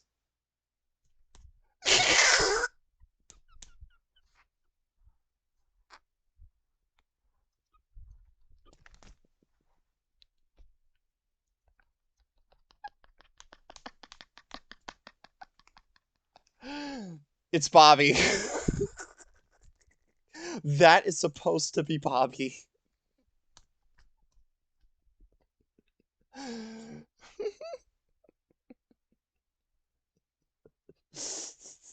I don't really think that looks like him. Don't you guys think?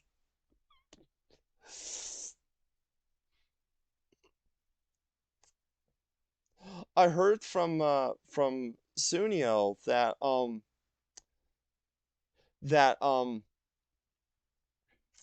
that Lincoln is actually the one that isn't shown in this scene that has actually been caught in trouble for what he did in this scene. So it isn't Lincoln. But he has heard that many people speculated, well, not speculated, actually kind of found out that that was supposed to be Bobby.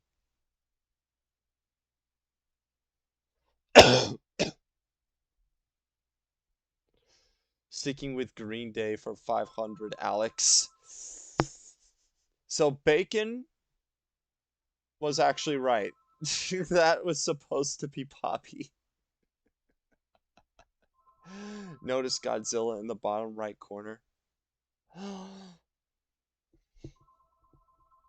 That actually does kind of, well, from that scene element, that does kind of look like that prop does kind of look like a Godzilla.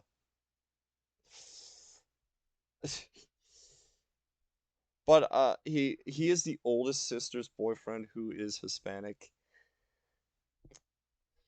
Yeah, the oldest sister is Lori, by the way. I only guessed because he was next to Lori. Yeah, and you're correct. A lot of people think that that's Bobby.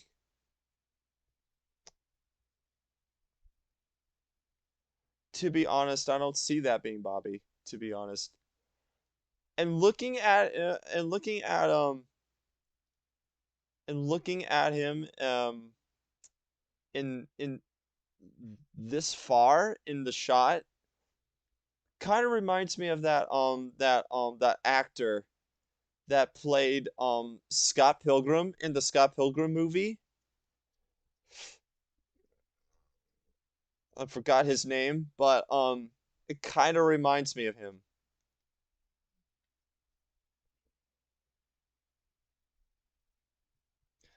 Also, Lucy wearing a gothic red Riding Hood outfit. Um, I wish you could see my cursor, but you can't. So just revert back to where Lenny and Luann is. I think you already knew where Lucy is. But yes, reverting back to what about Luna being a skyscraper.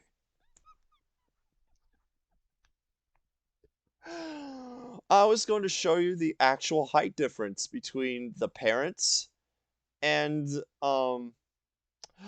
actually also I didn't notice this too, but Lynn is also taller than the parents. That is not possible.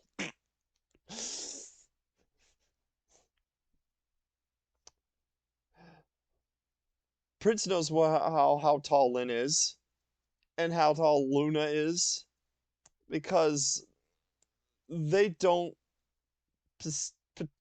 particularly um are taller than their parents. I have yet to see Lincoln in a shot to compare, but but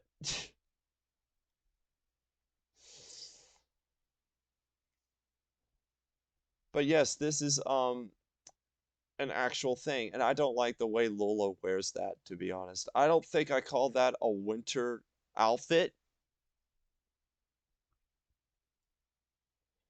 compared to the others. And I still like when the people still think that uh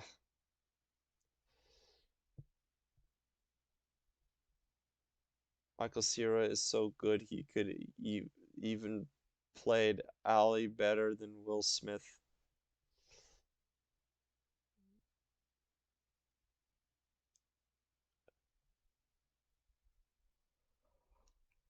But yes, this is a real thing, and people think that that was Lynn Senior on the far left. I mean, at the far right. She's gonna be ready for her glamour shot.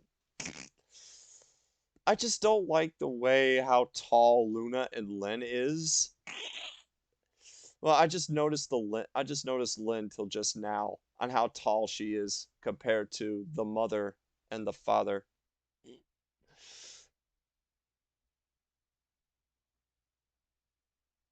It's just weird knowing that Luna and Lynn in the show are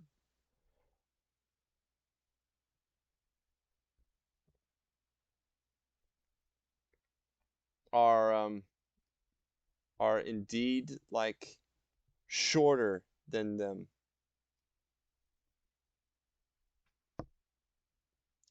And the fact that that guy there is Bobby. I To be honest, I still think that would be well, I don't really consider maybe him being Lynn Senior, but I still believe that's Lynn Senior. But I kind of do and don't believe what Sunio said about that guy being Bobby, but but if it's true, then and also to be honest, I kind of well, we're going to be watching this. I'm going to be watching this along with another live action Fairly Odd Parents movie, which is the Christmas special. That's going to be the second movie. Um, and and there was a third movie that we were going to watch, but I forgot what that was. Um, Now because I did suggest that um as an awful Christmas thing. I don't even remember what that was. See, it's always good to write stuff down before because you don't even know that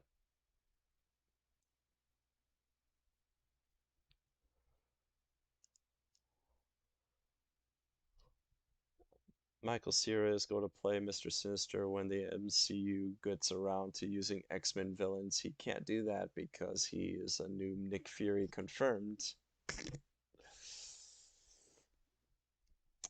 Oh, okay. Yeah. Now, with that being discussed, um, and out of the way, when this comes out, I will still believe that the animated movie is a lot better than the Christmas special. But anyway,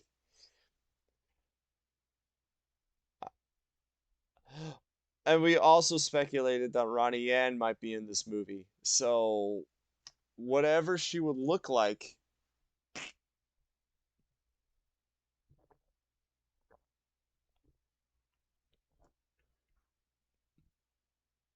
that'd be uh that'd be interesting to see. Now, for something real quick, the Steam review. As I do remember that I'm not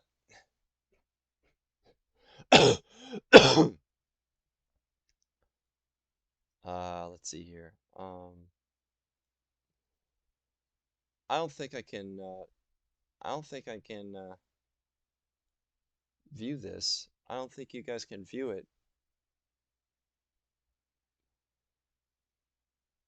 One way to find out.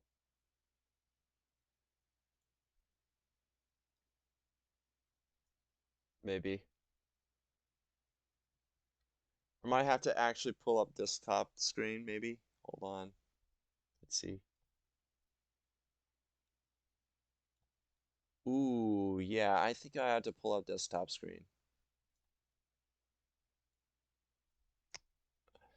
Yeah, I might have to pull up desktop screen for this. Let's see. Yeah, I might have to pull up desktop screen for this because it doesn't seem to want to capture the thing. Hold on, maybe I have to um automatic Windows 10. Oh, okay. All right, all right, all right. I got it to work. I just had to all right, here is actually my review for SpongeBob Alpha Bikini Bottom Rehydrated. This is related to THQ Nordic, so this counts. Um, so I'll be reading this, uh, and maybe give you guys my more in depth about it. But I did tell a very few friends of mine about it. I know about my actual thoughts about the game. Emily might remember, but in case she doesn't, this fully explains everything. Uh, okay, bye, Prince. As much as I never reviewed a game before on Steam, I'll be glad to start off with this game. I played the OG version of my on my PS2, and I thought it is a masterpiece of a platformer and many other things. It is great for like the characters, humor, and abilities you could do with SpongeBob, Patrick, and Sandy. Awesome for 2003, which that's when the OG game was released. Um, I remember being there when you streamed it and they announced it direct right out of the blue.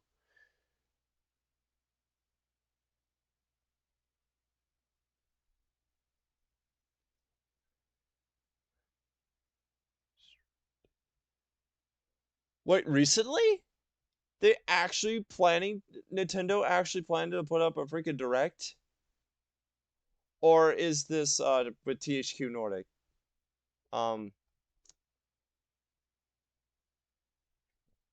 because you really got me on the ball there with the word direct. um, the OG game is too memorable to me that when I heard it was going to have a remaster with a few things added, I'm truly excited. I will give out my pros and cons on the game and give you all my final thoughts. Pros: SpongeBob and Patrick can now attack in midair, and Sandy can now lasso robots in midair. No, it's when you were streaming Bikini Bottom back in February. Oh yeah, I remember. Oh yeah, I remember when I upgraded the when I upped the brightness and pulled out all the stuff in from the subtitles to the voicing all in Japanese. And I remember you drew a plankton as a Japanese girl after that stream. Oh, wait, no, that was during that stream. I have yet to edit the thumbnail to put that in there, but I do remember that. I do remember that stream. Um, uh, this is a very good thing since in the OG your attacks to the flying robots are limited and can get a bit frustrating unless you are Sandy.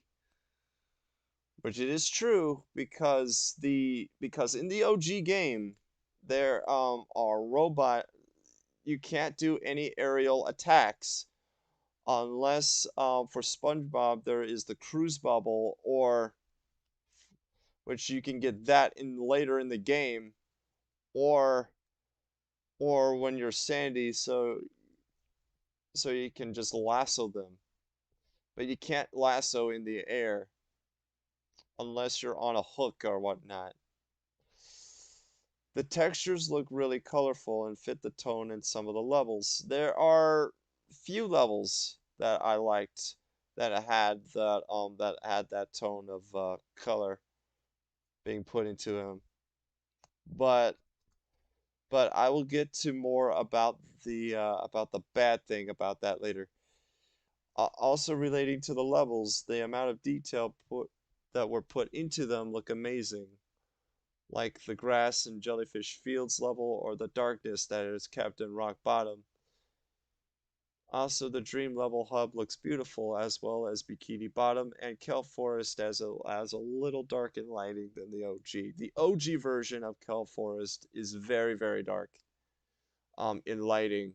So I'm very glad that they fixed that in the remaster. Um, Some of the models of the characters look good and fitting with the shiny textures, like Sandy or Larry the Lobster, also Mr. Krabs. Uh, why them is because in the game actually, I'm reviewing this as like I first played it. This was basically I discovered the shiny textures in the trailers before the game's launch, and also when the game launched, I spotted the shiny textures still on the models, and all that stuff just kind of doesn't fit with most of the characters, but with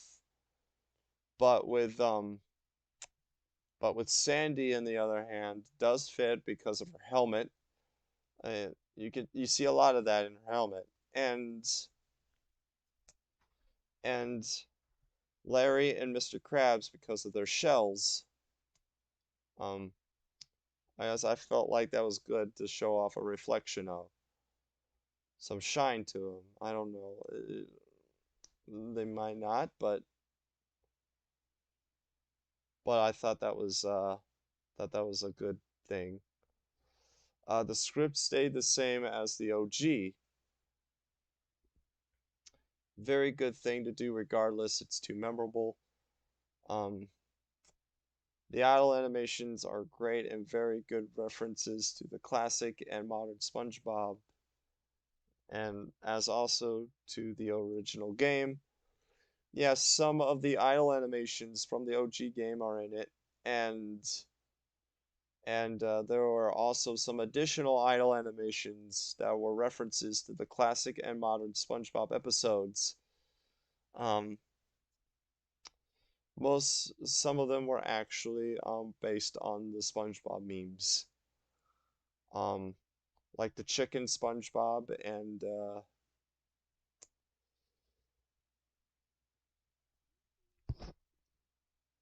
and there was another one that SpongeBob did and I don't really remember. But yeah, the idle animations are improved and they are really good. Regardless. In between, those are my definition of mez. Um, these are like good, like the definition of good, but also bad in a way. The pickup items in this game now have, well, this is just a little nitpick. Um, the pickup items in this game now have bubbles around them. I kind of do and don't like this since it kind of ruins the looks of the object. That was just a little nitpick because it just kind of looks off. And the OST, although it is memorable and I love it, the OST is indeed the same, but the difference is that the OST is now in mono instead of stereo, like in the OG. If you know the difference between mono and stereo, then you will get why this is here. I love some of the tracks in mono. But tracks like Rock Bottom or the final boss fit best in stereo. As you can tell, it's more dramatic for the final boss music in stereo, and for Rock Bottom to be like more ambient. Cons. The VA for Mr. Krabs in the OG still exists in this game. This is really a big con for me because they had potential to get Mr. Krabs' OGVA to be in this game. They wanted him to be in this game, but there were some complications and some problems that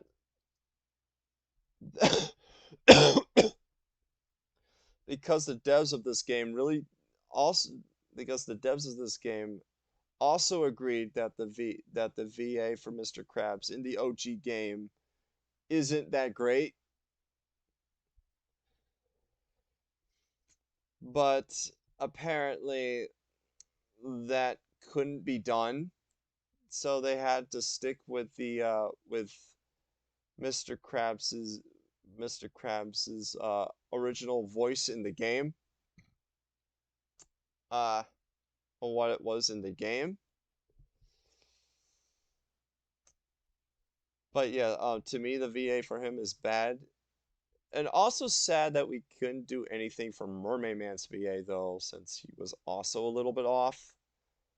But I can actually tolerate him more his replacement VA in that game um, than Mr. Krabs's.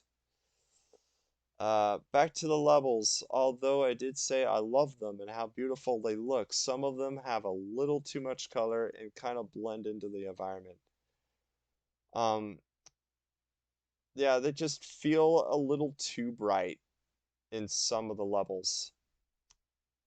Um, the dream level is a prime example of that. And speaking of, the dream level hub does look nice, but when you gain access to certain dreams, the same hub background appears, mostly in Squidward's and Mr. Krabs' dreams where the backgrounds originally were dollars and music sheets that actually fit the looks of the dreams. Yeah, when they reused this, reused the asset from the original hub to be put into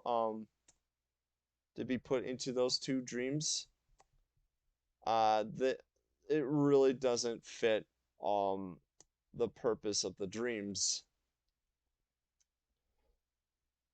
But there was actually a reason why the background for Squidward's dream has music sheets and Mr. Krabs's to have dollars all over the place. I felt like they were like good additions in the OG. The remaster just kind of took that off. Kelp Forest, the hardest level in the game, which is true, has an infamous challenging slide that makes me mad sometimes, which is also true. They altered the vine slide to have walls and stuff to make it easier, as well as to have some tone to make it look like it is in a forest. This sounds like a pro instead of a con, but there is a reason why it's on the cons. And this is when the second part of this comes in. As much as I like that detail, and that I hate the slide in the OG, the thing actually pays off when you successfully complete it in the OG. Sometimes it's best to enjoy things you don't like, and the Vine slide brought a challenge to most people who play the OG, including myself, which I wish, however, the challenge of the slide is still there in the remaster though, which it didn't. The shiny textures in the models, although do fit with some of the characters, but to all of them does not fit well. Even some of the models look like awful dolls, like Mermaid Man mostly. Yeah, you saw my streams of how Mermaid Man looks in that. He looks like an ugly doll. With the clothing textures and everything. And the Flying Dutchman too as well, and also somehow lost his transparency. Because in the OG game, if I remember correctly, he has some transparency. It's very weird that they did not include the transparency on him in the remaster. It's very, very weird. I might be wrong about that part. If so, then I will edit this. I will edit that point out. The sliding sections of the levels still have this distracting motion line effect. What I mean by this is that if you've seen the trailers for the game, you remember whenever you're in those sliding sections that they were shown off in the trailers, they had these white dash lines that are right all over that are all over the screen, all around the screen. I find that being a little too distracting, and that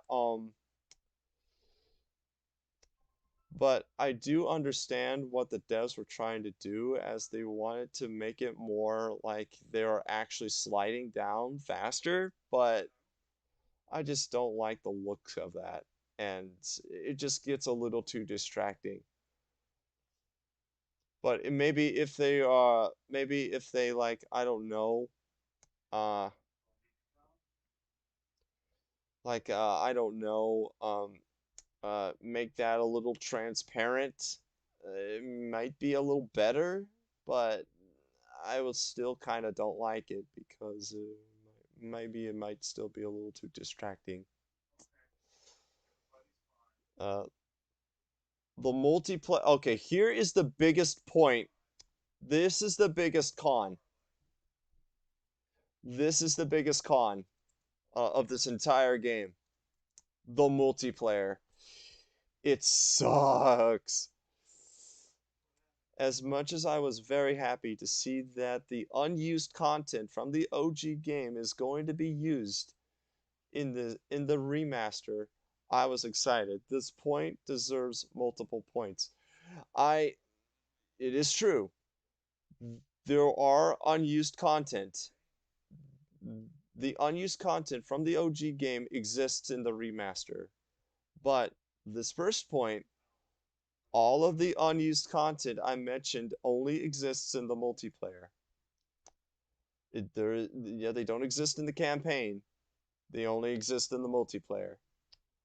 All of them. The Robo Squidward, the Patrick ice cream level, the unused phase of the Robo SpongeBob final boss fight with the muscle arms.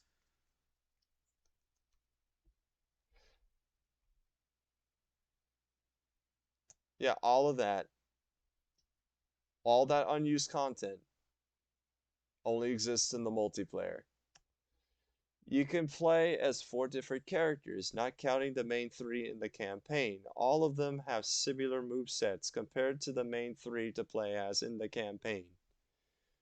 To me, that is a bit lazy, but some of them do act a bit different, like Squidward and Roboplankton, but that does not change much. The character selection felt promising, but I don't really like how the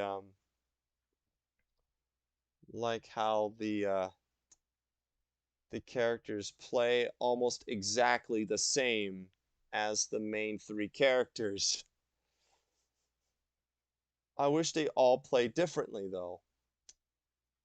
But Squidward and Roboplankton kinda do, with Squidward with the clarinet that his notes can attack in a far distance. It might kind of remind me of Sandy's lasso, maybe. And Roboplankton's lasers, which also has the same thing. Um, so I don't really don't. The Robo Squidward boss, however, is cool to see in action, which it is true. I really like to see it. I literally liked seeing it.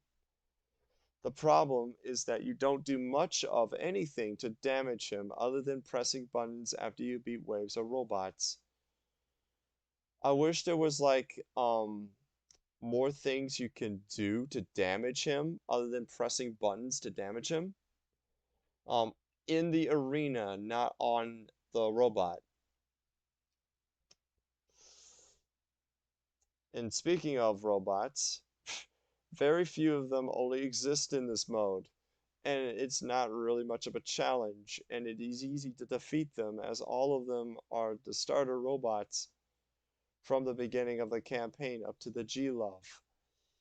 Yeah, which is those spinning robot things that look like saucers but with gloves. Those are G-Loves. That's what they're actually called in the game. But that is true because remember those water torpedo robots? Yeah, they don't exist. You remember the irritating um floaty robot floaty triplet robot tower enemy? Tower robot guy that spits fire and explodes when there's only one when there's only one robot remaining if you don't attack it quick enough. That guy doesn't exist. Um, yeah, and those spitting tar robots that has a tar shield and you have to attack it at least twice. Wait, no, you have to attack it at least 3 times to fully destroy it. Yeah, that doesn't exist. Yeah, he doesn't exist. If they added those robots into the multiplayer, then it would have been a challenging thing. But instead, they just went with the easy sissy route with with with the starter robots like the hammer like like the hammer the and the and the mini running robot guys that you first beat up in the level and that you first have seen in the beginning cutscene of the game, and the G-Loves, which I believe I missed a type of robot, but they're just basically easy mode robots. Oh yeah, I also forgot about the cowboy guy, the cowboy robot guy with the bombing with the dog bombs. That guy doesn't exist in that guy doesn't exist in the game either.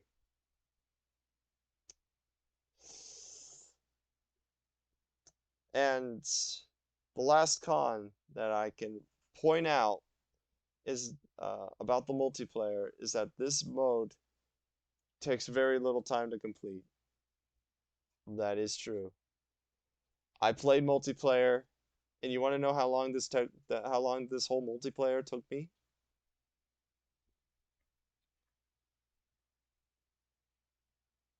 5 to 10 minutes.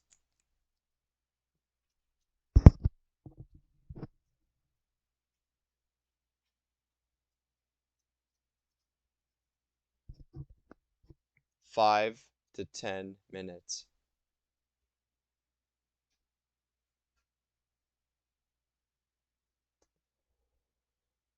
I do love Mel Bikini Bottom. I really do, but I do consider this a good remaster. Yeah, this is what I said before, before the stream even started. This is a good remaster, but not a great one. As much as my heart is on the OG version, this game is good to play, and I do consider it faithful to the OG, in which I do agree with this. Even with I know even with the cons I said, I also said this at the beginning of the stream. The devs did try to put a lot of heart to this, and that's why I still play this remaster. It's good to see that and I hope we do get more good SpongeBob games in the future, which we are getting one in the future, which we were seeing in this presentation today. Thank you, THQ Nordic. And for that, I do recommend this game, but only for the main campaign.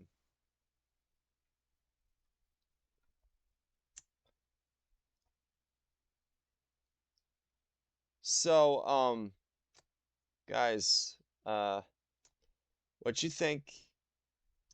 What you think of this lengthy review of Battle for Bikini Bottom Rehydrated? After I bought the shiny edition on for my PS4 and and got this PC version like a couple days later.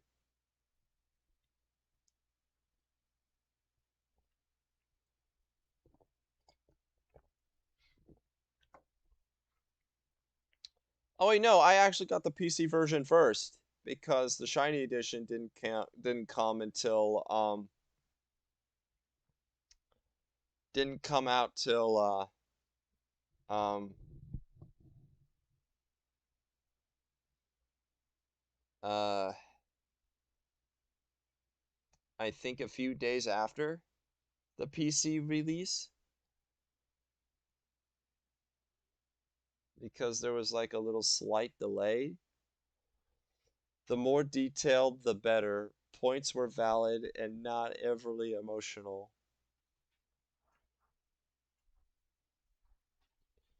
Yeah, that actually came. I've been strictly talking about this game for like in many Discord servers and even a YouTube comment, but I never actually reviewed the game on Steam or even made a video about this game because I don't think I can do like very good criticism. Uh, but for games that I really do enjoy, like this and like this and stuff like Sonic Mania, those I can actually give out like valid criticism and actually try to word as to what I mean and stuff. Like Sonic Mania is great, but there were some bits and pieces on it that were a little bit iffy, but it is still a good game, and I mean, it is still a fantastic game. And to be honest, Sonic Mania is a bit better than this, but but I did.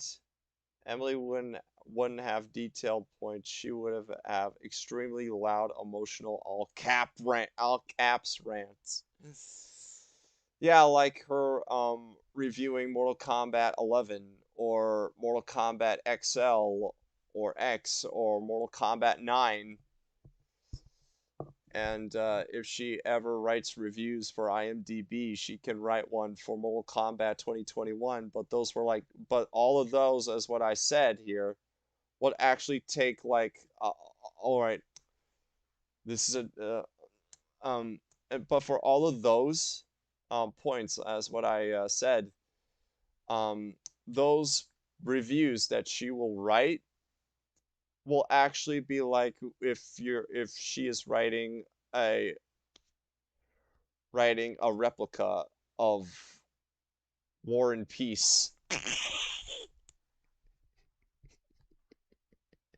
Like it will take forever for her to actually finish writing a review. Like there might be like a second, third, fourth, fifth, sixth, seven, 8, 9, 10, 11, 12, or whatever part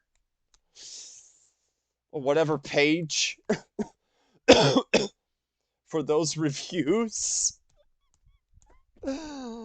I will have you know that I actually have written out all of my qualms and gripes with the Netherrealm timeline in a structured point format. Yeah, but is it War and Peace length?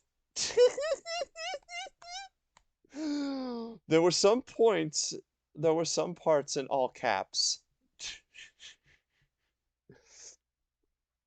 Like how Scorpion's great in Mortal Kombat 11.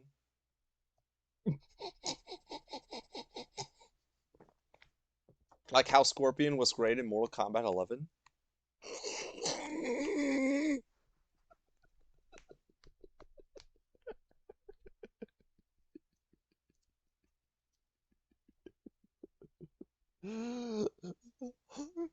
I can hear you like leaving your home right now,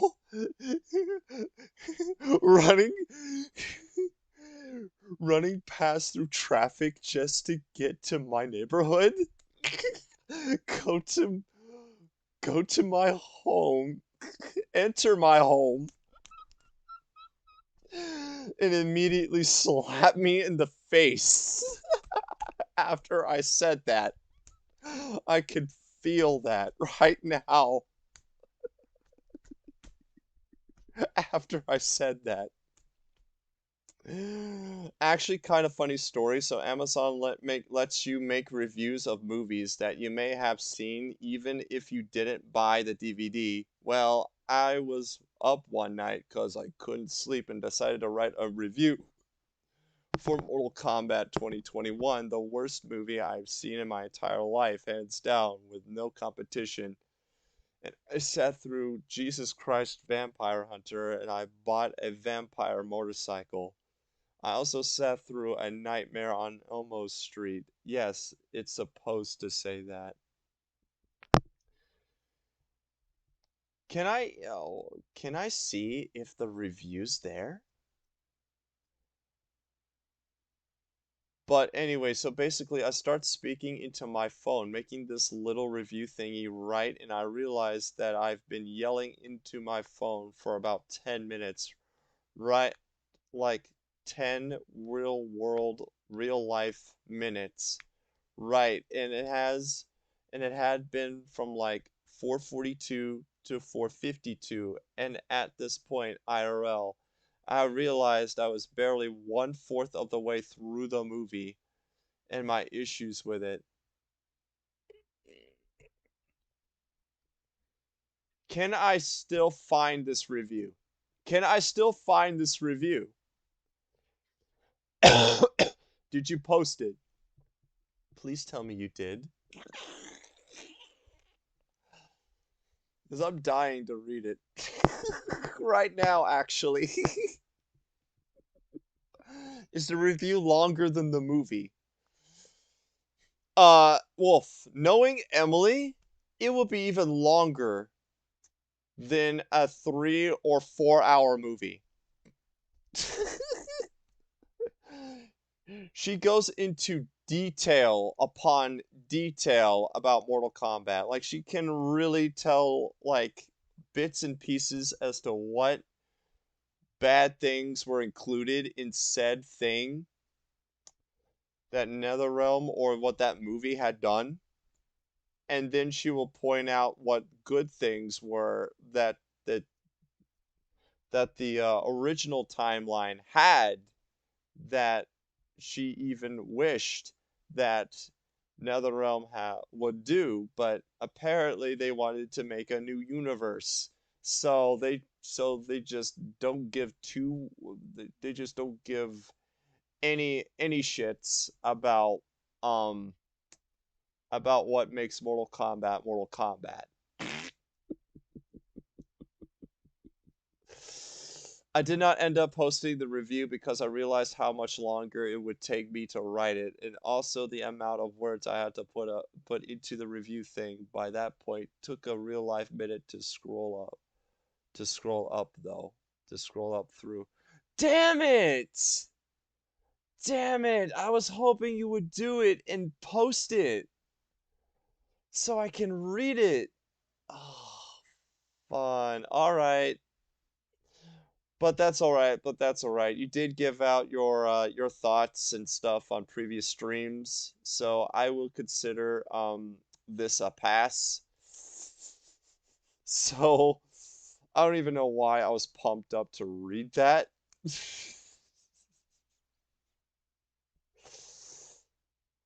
Maybe it's because of how funny that was. And I saw a review of Star Wars that said Gary Busey was the best he's ever acted in this movie and deserves a nomination. On what? On what movie? You know what, just for that. Oh no, you could combine all my rants about NetherRealm from both your channel and mine, and it won't possibly equal a tenth of my overall issues with another with with the NetherRealm timeline. Fair details I haven't even began to rant about. Sorry, begun to rant about. Yeah, because you were trying to keep the um because you're trying to not steal the spotlight. So you wanted to cut down the rant short. I really do understand. But I could actually do a little something, but um that's until the end of the year because I don't even know how long this will be. But if but if we reach the end of the year with still a lot of this stuff going on, then you will like what's going to come, Emily. You will love what's going to come. Trust me. I was trying to keep it short. You know, figured people would want to hear the short version. Yeah, you were giving out the short version. Uh, uh, and people were like, you ranting about the Mortal Kombat 2021 movie. Okay, do you want the long version or the short version? The short version, please. So in the beginning of the movie, there's a blah blah blah, and and Sub-Zero doing doing a silly Frozen thing, blah blah blah, and uh and the CG is awful, blah blah blah, and something something. And you were going on with this for about, like, I don't know, let's say 4 hours, and then the person would say, I thought you said this is the short version. This is the short version.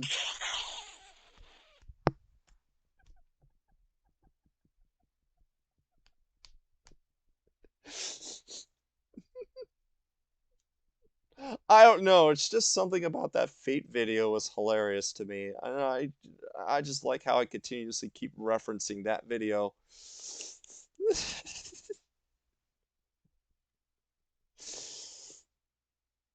It's just really good. Um, but yes, that's basically that. Let's see here. This is the short version.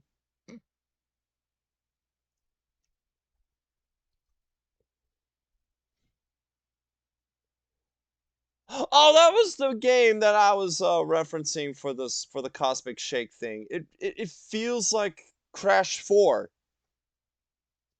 Why did I not say that? I did know about it, but I didn't really catch what it was supposed to be until I remember, okay, it's Crash 4. It just reminds me of Crash 4.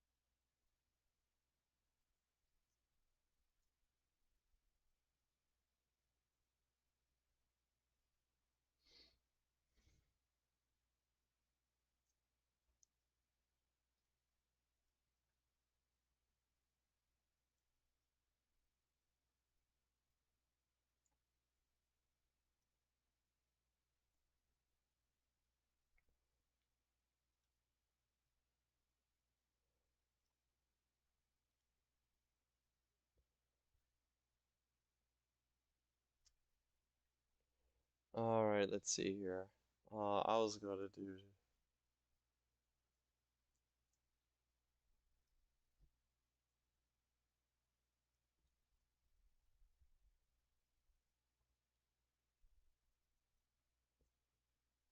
let's see here.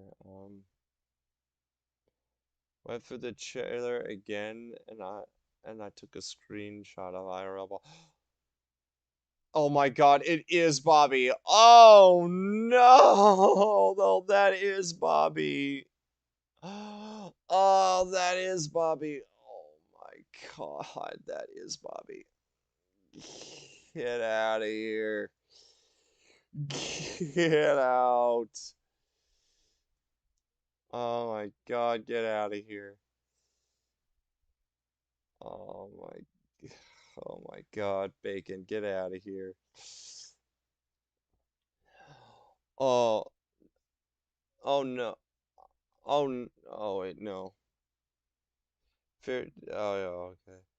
On a Star Wars movie, sometimes people just leave bogus rants to make people laugh. I was trying to keep it oh yeah, that's right. I already read all of that. I thought there was more. Uh, there was uh um another picture with the last Christmas special. Yeah, I'm gonna share another picture because this was seen by this was taken from a trailer actually, and Bacon gave me this. And apparently this is Bobby. So I was lied to. I was I feared, and it was true. That is Bobby. Uh, okay. This is going to be a fun experience to laugh at when we get around to it. Uh, sorry. No, no, no, no, no. It's fine. It is fine. Um, I wanted to see if that's confirmed, and it is. So, and I was afraid of that. But, we are going to see, Bobby.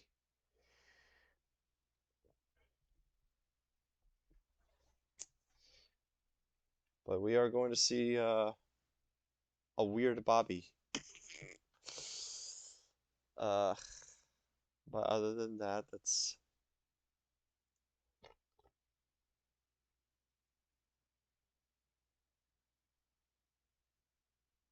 Oh, Tim. Oh. Oh, yeah, thanks. Hmm. Hmm. Okay, let's see here. What else what I was doing? Any other, any other, vids, um, to do? What did I put up in my light vids at the moment?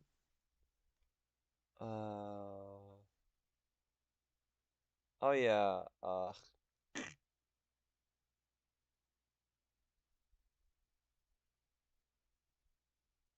I already showed that one. SpongeBob and Cinnabar.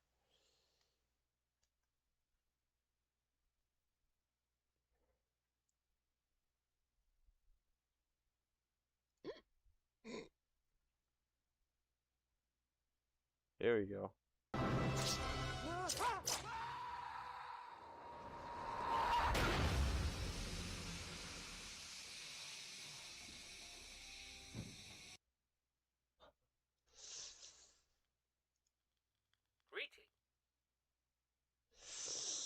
I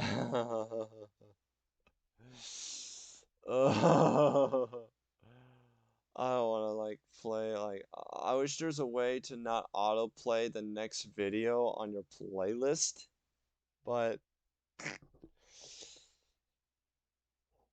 this is still one of the worst cutscenes in a video game that I laugh every time I see it.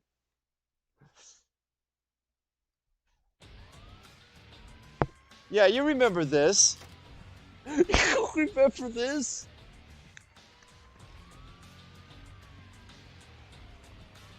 Just cocks an SMG.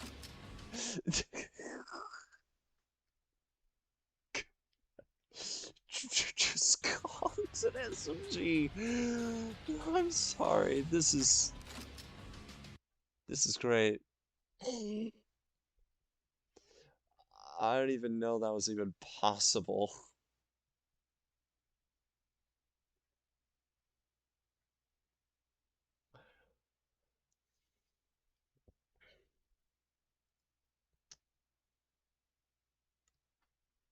Spider Kermit. Spider Kermit, he'll eat your ass till you come.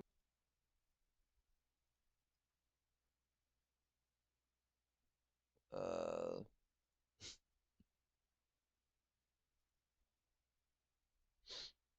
yeah, I wish I can, I wish you, I wish those can autoplay though. Uh, Emily Alucard plays DMC, Virgil's Downfall.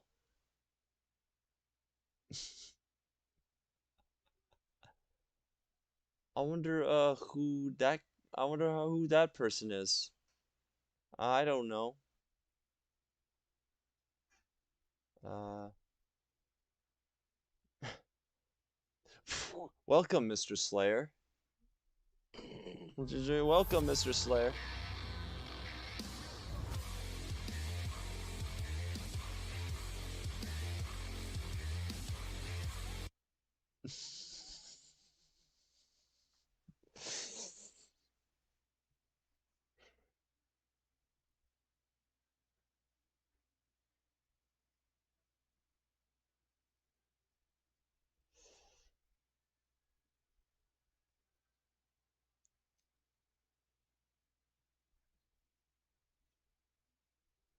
This is like a this is like a tradition.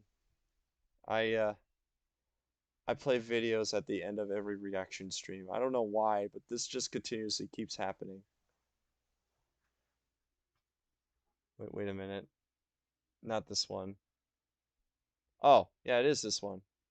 I remember that episode. Episode 338, the episode where Barney killed himself and Homer wasn't sad.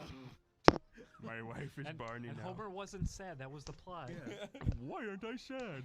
What is my character arc for this episode? He was trying to figure it out. Marge! I do not have personal attachment Marge, to I have no character arc, Marge.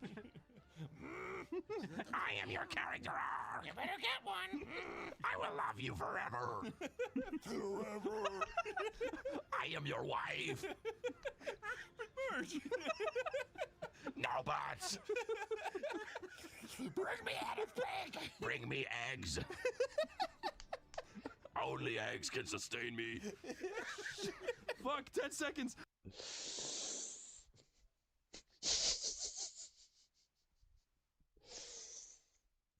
Only eggs could sustain me. And they get bubble, well, like bubbled. Cringe. This guy was like 4'6". The Doom guy was like 4'6". Where he has his pump action AR. What? Why is it recommending you one of my videos? That's a good question. I don't know. I don't know.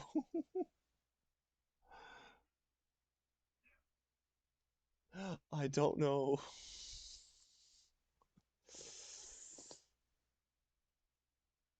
I really don't know.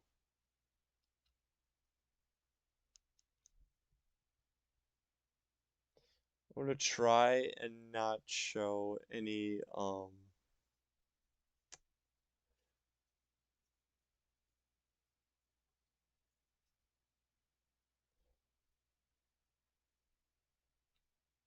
take the Luigi. What's this one?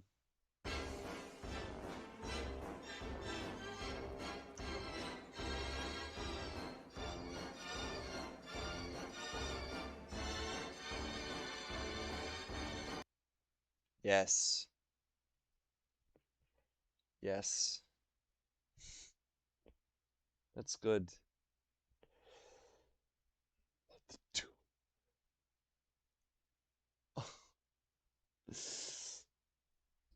You'll have to swim across the moat and let down the drawbridge. Me? But I can't. I'm gonna have a baby.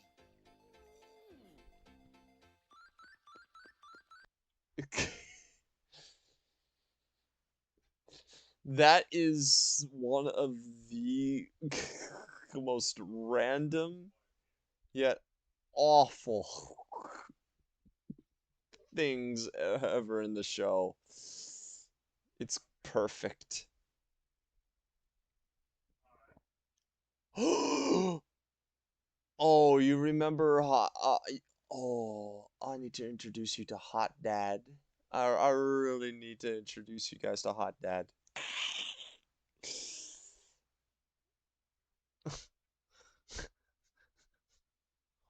I don't think I have this one. I don't think I have this one song about him taking a about him taking a piss and made a whole song about it. It's real, by the way. He did write a song about him taking a piss.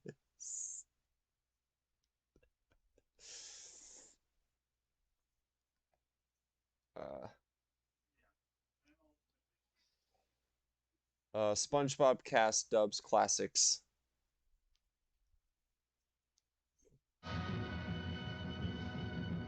Yeah. Well, you were asking about Rick, and here he is. Mademoiselle, may I present... Hello, Elsa. Howdy, Rick. Oh, you've already met Rick, Mademoiselle. Well, then, perhaps you also... This is Mr. Lasso. How do you do? How do you do? One hears a great deal about Rick and Casablanca. Won't you join us for a drink? Rick Thanks, never... I will. Well, a precedent is being broken. Gary! This is a very interesting cafe. I congratulate you. I congratulate you. Let's see, the last time we met... It was La Belle Aurore. In the bush. Yeah? You have to talk into it. I was talking. Wasn't I, Miss Ten's voice? Yes, my dear, but please remember, round tones. Pierre, you shouldn't have come. Pierre, you shouldn't have come. Yes, my dear, that's much better Hold now. it a second. Now, Lena, look. Here's the mic. Right here in the bush. Yeah. Now you talk towards it. The sound goes through the cable to the box. A man records it on a big record in wax. But you have to talk into the mic first. In the bush! Now try it again.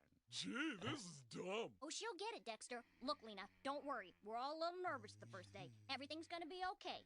Oh, by the way, Roscoe, you know the scene coming up where I say, Imperious Princess of the Night?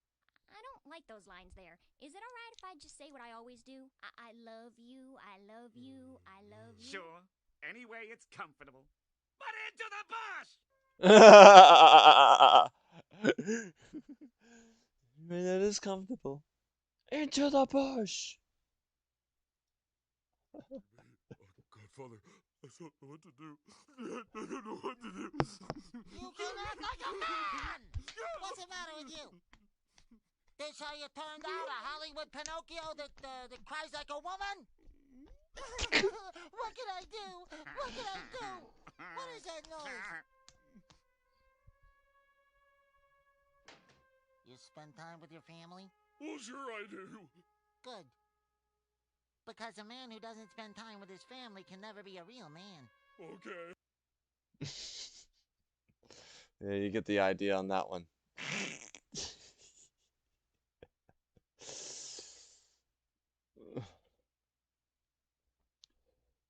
Why do I even like most of these Chris Chan videos?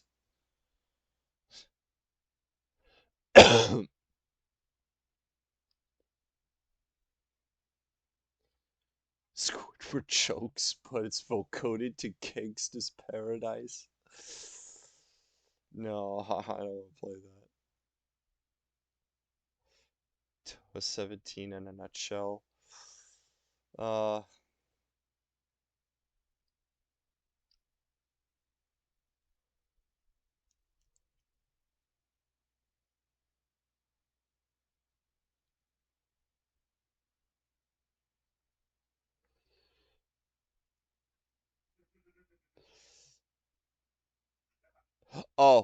oh my God. Okay.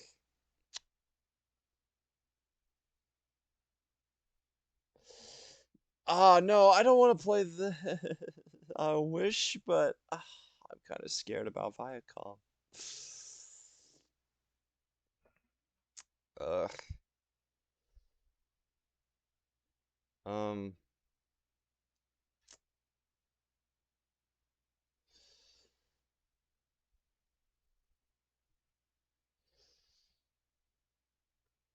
Be like.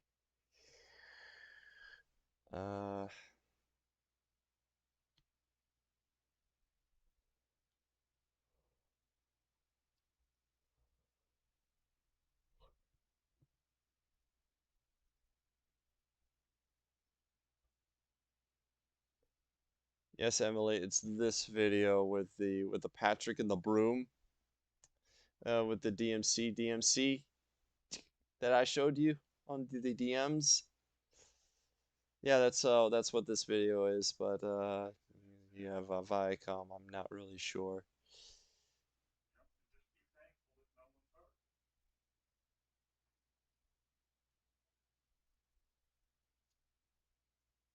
I actually need to discover more videos actually because I think this is the all I got.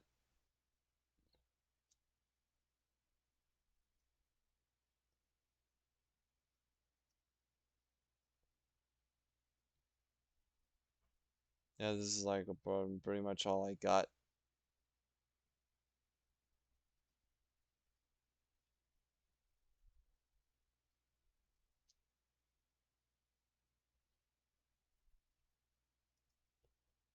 Let's see here. Let's. Sparta armed his ante. The amount. Wait, why is that still playing? No, stop, please. I don't know if yeah,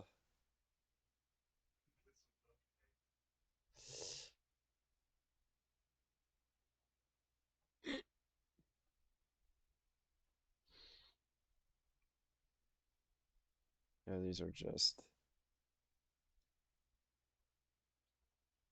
just too good. Friday, 7:27 p.m. What kind of fucking McDonald's has a message?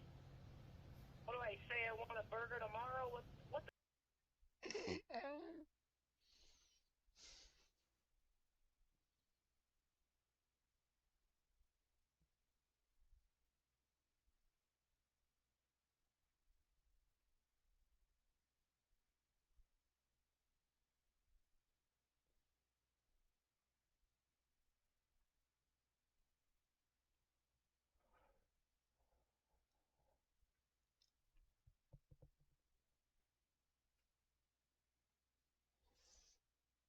I don't even know why I put that as my reactions. But it is in it.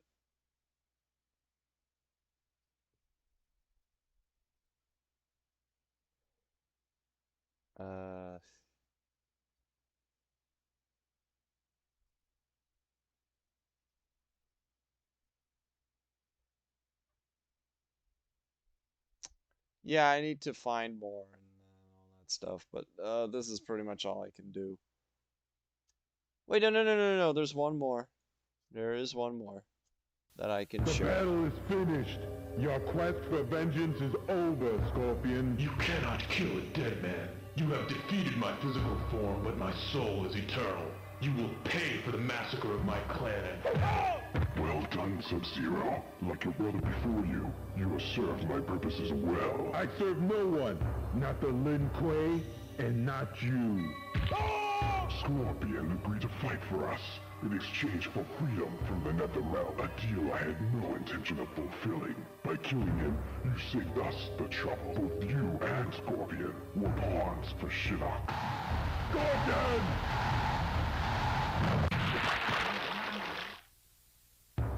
Our battle is finished. You are now freed from my curse.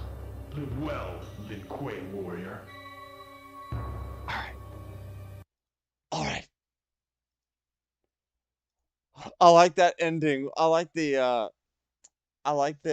final line for for Sub-Zero, as he was like quiet after Scorpion just finished talking to him.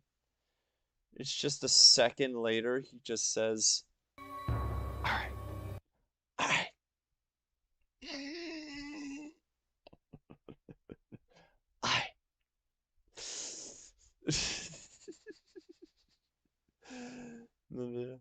My Stan's second ability. I knew he was going to have something better than finding out which side is top cookie in an oil.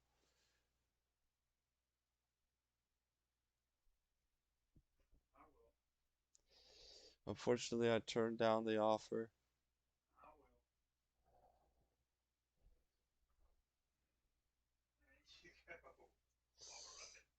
Turned down their offer, but I have decided that I'm going to do the right thing and share in the pain that I have cursed onto the others.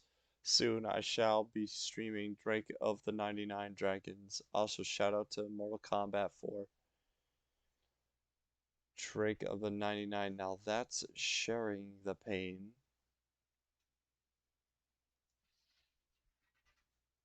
Oh no, no, she is going to really share that.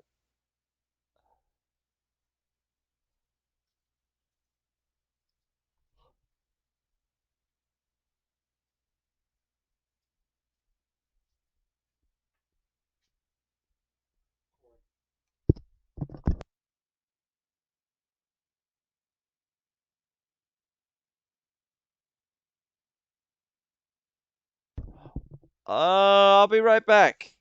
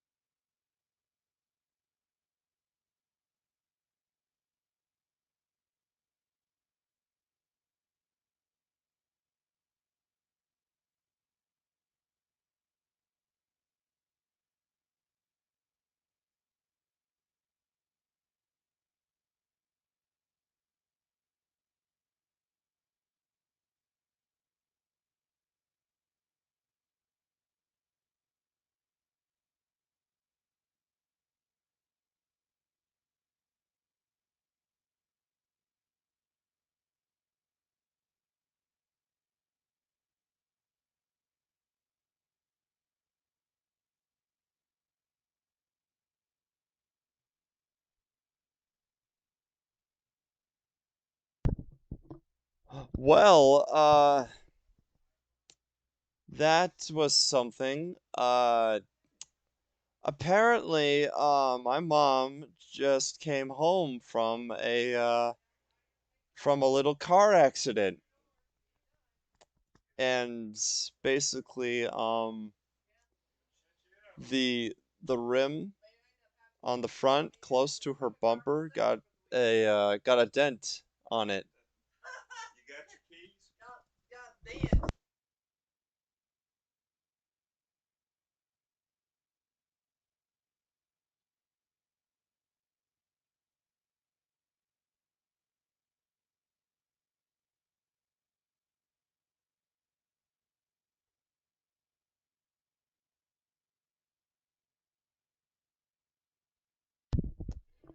Yeah, she's fine. She is fine. Don't worry.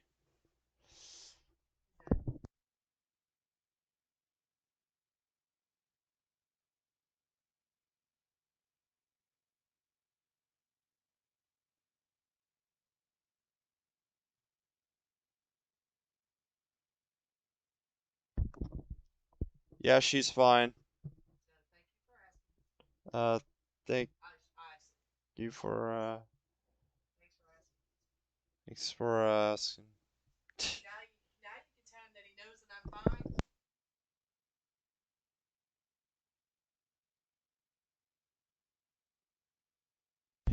Jin sucks, so is Buffy.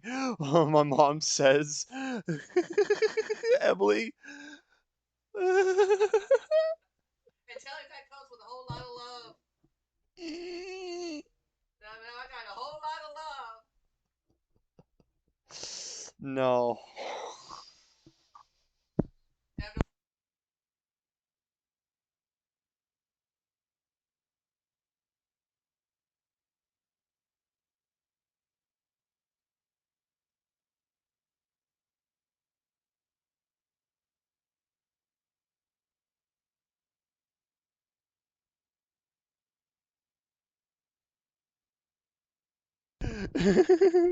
Shut the fuck up. Buffy is an iconic piece of art. It stands out of hosed as a classic of not only it's a genre, but the medium of television entertainment.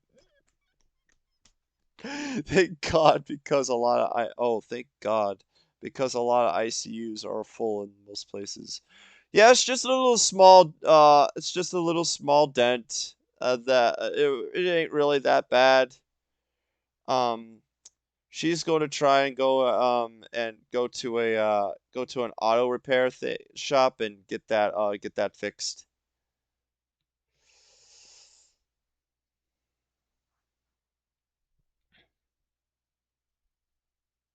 I could have taken a picture and show it to you guys, but basically that's what happened.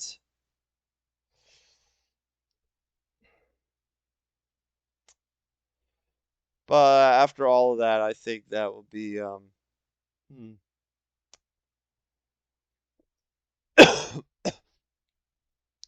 This is another reaction stream that is gone well, actually, till close to the very end here. But other than that, it was a really good stream. I did enjoy it. Um, Also, shout outs to that new SpongeBob game. And, hopefully that does justice. And shout outs also to Nickelodeon All Star Brawl um for the potential that will bring. Uh, but other than that, that will be it. For me, because I don't think I have any other things to say and stuff that to keep the stream to keep the stream going. Um, so I really gave out everything that I can. Haven't driven my car since it got dented 2 months ago. I don't want to look at it. Oof. No, that's alright. That's good. I was thinking about that, but I realized I don't think that would be a good idea, so that's why I didn't take the picture. But it did happen, and there were a few things.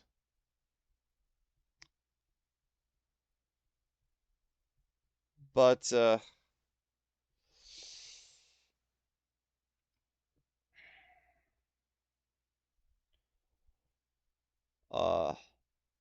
hopefully, oh, Emily, why are you playing Drake of the 99 Dragons right now? Why are you playing that right now? Okay, Emily, in case you're still watching this, um, I told you about the controllers thing, right? You had to actually play it with an actual keyboard, but that will be a little hard experience. If you don't have a gaming mouse, then the experience will be a lot harder for you. Trust me, I tried it with a damn controller and it ain't working. And it doesn't work. It works partially, but it doesn't work completely. So you had to actually play it with a keyboard for the full controller for the full control input. It's pretty stupid, but that's what I had to deal with. And plus, getting that game to window mode so I can read the chat is also very irritating because of that game.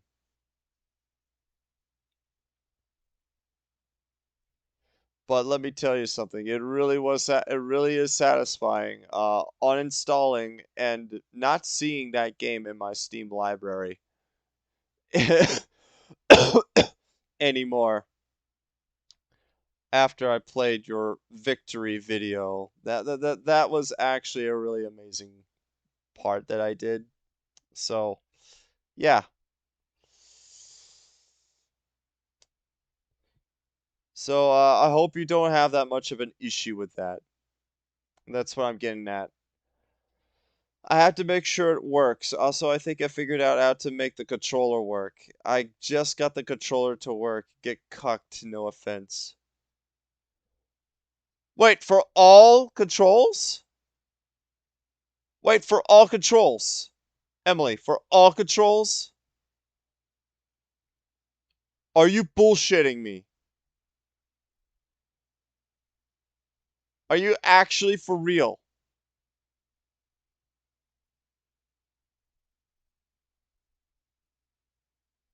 Many thanks for the stream. For this, yeah, it was fun. You're welcome, Bacon. Um, yep. Oh my god. Oh my god, this guy. Oh my god, this girl. Really, this girl just needs. I I I just hate this game. I just hate that game so much. Okay, that I have to actually um uh I had to actually use my keyboard for this. There's a program called Borderless Gaming that will let you run any game in full screen or window mode no matter what. Oh my god! I did not know that. Oh my god, I need to find that next time because somehow there is no okay, Emily. I know this doesn't matter to you, but to me it does. Um I had to read chat from my phone if I plan to stream Devil May Cry 5 on PC because the game runs on full screen when you turn it on, and somehow I can't get out of full screen, and when I get out and I had to exit the game in order to check things. I tried to stream it with OBS, and it kind of didn't work. So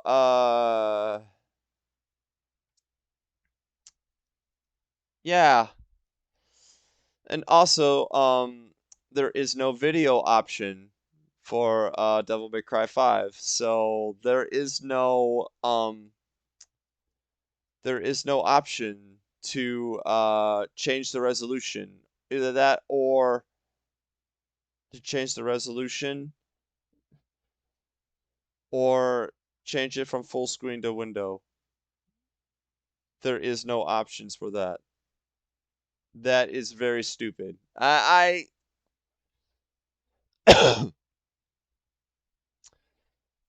To me, I just find that pretty stupid.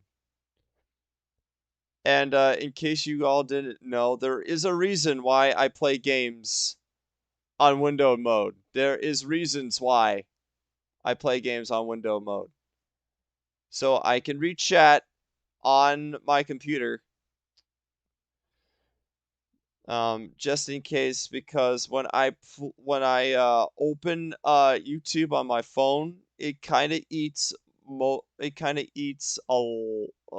few, almost a lot of my battery on my phone. So it can only last up to, like, I don't know, 2-3 hours, at 2-3 hours tops. But but you all know me. I stream longer than that with most of my streams. So you very rarely you will see me stream for like an hour or two. Very rarely. So this is a big issue for me. So there is a reason why I open chat on laptop. Do you have two monitors or just one? I only have one. I only have one. I've been streaming with only one screen in my entire life. I never owned well, I do own a second computer, but that's mostly for my college. And I also do have I have three laptops actually. One for my college, one that I use regularly, which is my gaming computer here, and one that is very, very old, and that's the laptop that doesn't really run much of anything. So and it's outdated. So I have two screens with one shared desktop, with one full screen with a game, and the other with the rest of the desktop or whatever you want, or whatever you want. Yeah, and the computer that and the laptop that the second laptop that I have is a fucking MacBook Pro. Hideous thing. I got an Apple product. An Apple MacBook Pro.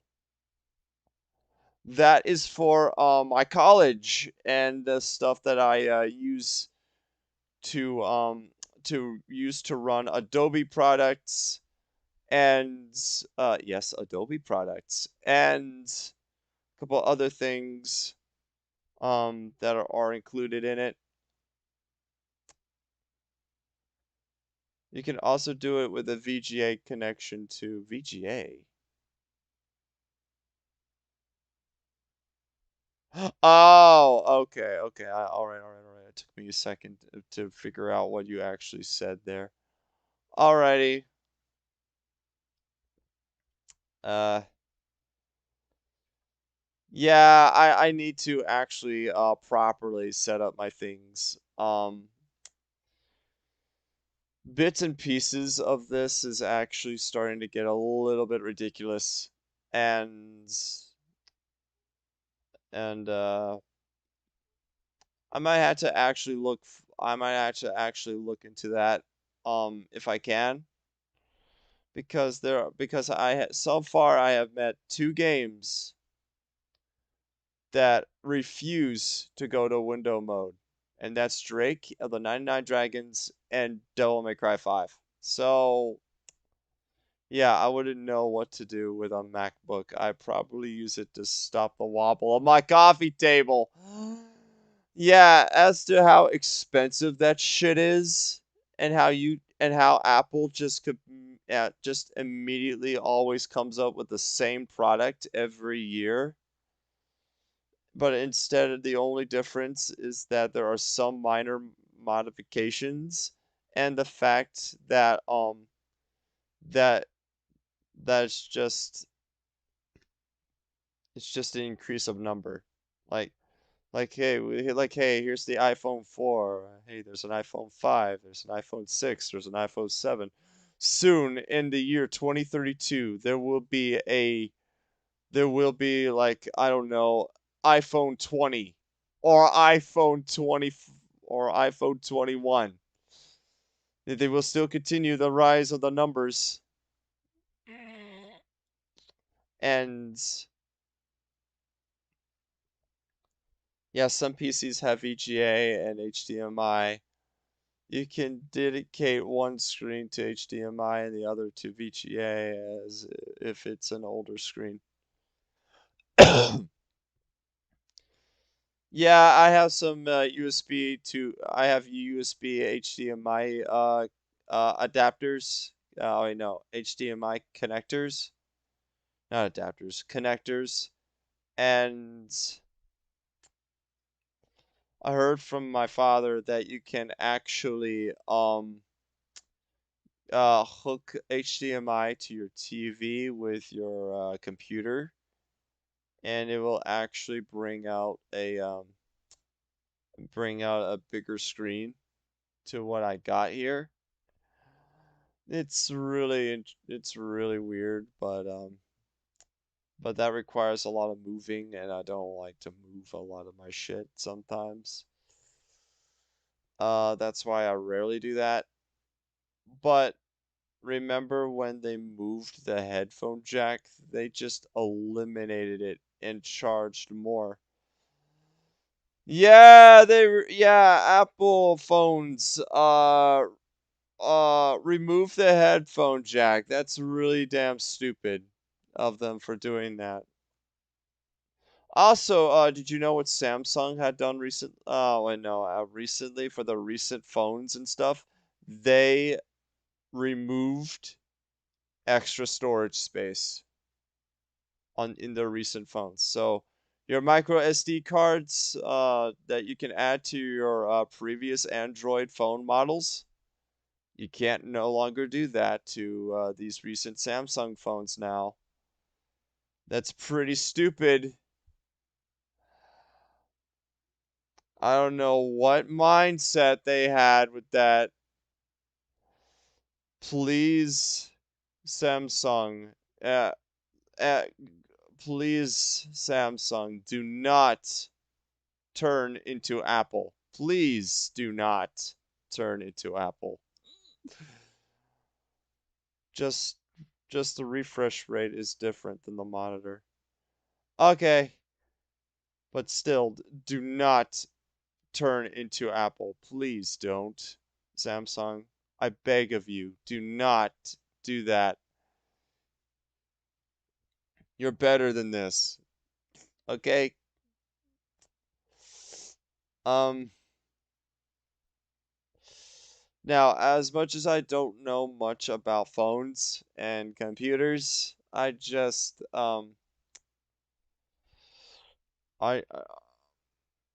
I just don't really have I just I'm a guy who just who just despises Apple in general. I just uh, there's just something about them that just really ticks me off. Uh, but and it's not just me, but my mom, my father, my brother, even some of my grandparents even had the same feeling. So I pretty much carried on with this trend and think that Android is king and that using Windows a is a great thing. But Windows isn't great at all. So that's that. Windows and their recent things with the recent I don't know uh with Windows 10 and all that stuff with them continuously keep updating every time you don't want the updates. You can do that as far as I think Windows 7. Oh wait, no. Yeah, you can do that as far as I think Windows 7 or Windows XP. I don't really oh no, when XP came before 7, I think. I don't remember. But it's one of those two and you can deny updates. Um and that has been like a blessing to some people who use Windows, um, including my father, who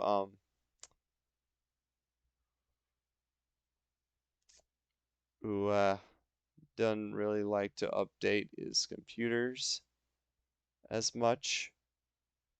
So same here on Apple. They rape the consumer and have non-consumer friendly business practices. They keep their software closed source to try to monopolize. Yeah, that's the problem. That's the big issue with Apple right there. That's exactly right there. That's enough to be said. Uh, that's enough to take in right there. Remember Windows ME? Oh my God. Wait, is that a joke or is that actually real? Because somehow I don't think I really want to buy into the joke.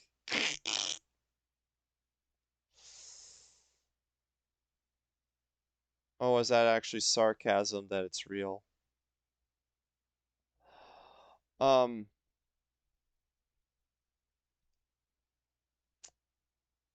but I do remember Windows Vista, and that shit was horrible because it keeps crashing and the internet kind of doesn't run well with it, if I remember correctly. And there was also several other things that happened with it with Windows Vista. I remember people talking shit about Vista. And you want to know something? I never used it. I was still on that. I was still on that Windows XP, baby. I was still on that Windows 7. Windows ME Windows ME was real. Oh, okay, okay. You know what? Let me actually look that up. Is this like Windows Media or is this another internet thing that they pulled up? Like Vista. Let's see here. Or is this like another internet thing like Vista? Uh, Windows ME. Oh my God, it's Windows ME. Okay,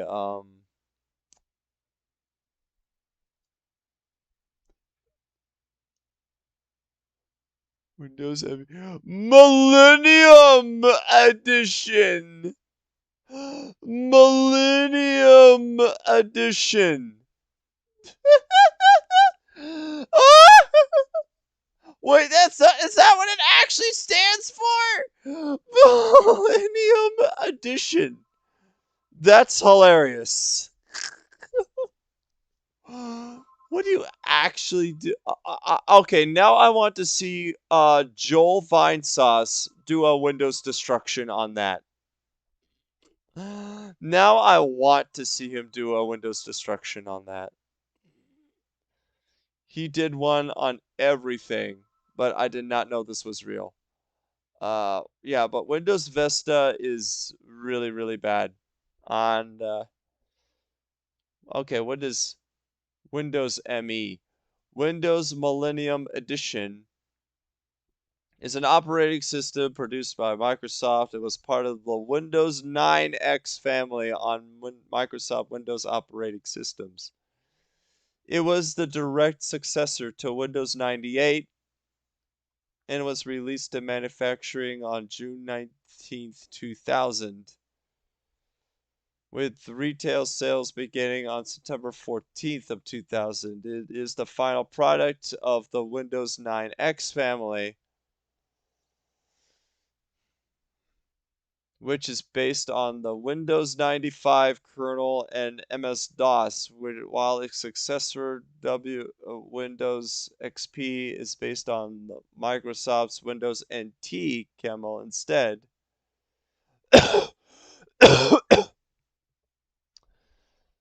Windows Me was initially positively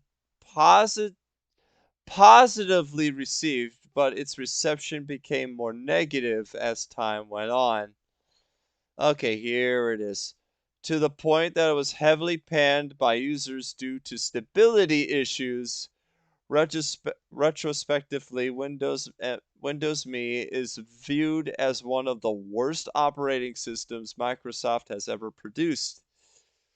In October 2001, Windows XP released to the public, having already been under development at the time of Windows ME's release, and popularized most of Windows ME's features while being far more stable. Extended support to Windows Me ended on July 11th of 2006. Amazing.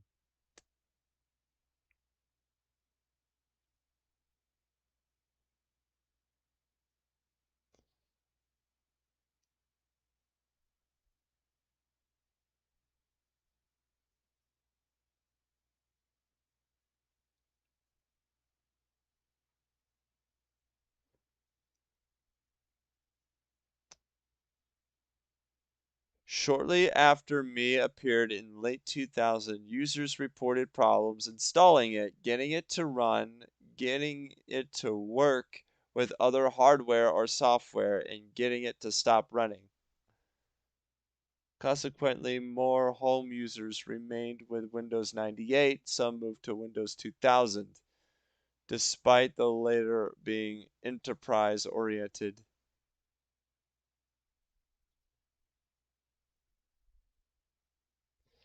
System Restore suffered from a bug in the date stamping functionality that could cause System Restore to date stamp snapshots that were taken after September 8th of 2001 incorrectly. This could prevent the System Restore from locating these snapshots and cause the System Restore process to fail. Microsoft released an update to fix this problem.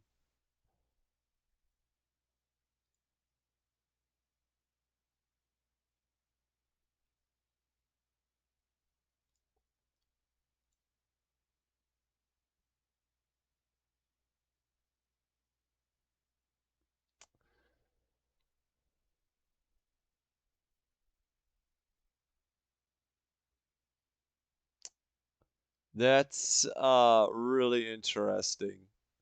Yeah, it's right before Vista. Um okay, I give up. Okay, I give up. I will stream it, but I'm going to promise you right now because this doesn't have the Xbox's auto lock thing that barely even worked on there and you have to manually aim. I probably am not going to get very far anyway. I'll probably start the stream up as soon as you're done. Alrighty, well, I'm just about to be done anyway because because it's a really good time and it's a really good extender to after that point after I said earlier. But I used to use Netscape Navigator because Windows ME wouldn't run Explorer at all. It was a full operating system. Yeah, Millennium. It was going to be so good it was going to last a millennium. Wow, really? Yeah, this will be great for 1,000 years. Yeah, this will be the superior internet thing to last for 1,000 years. Yeah. Yeah.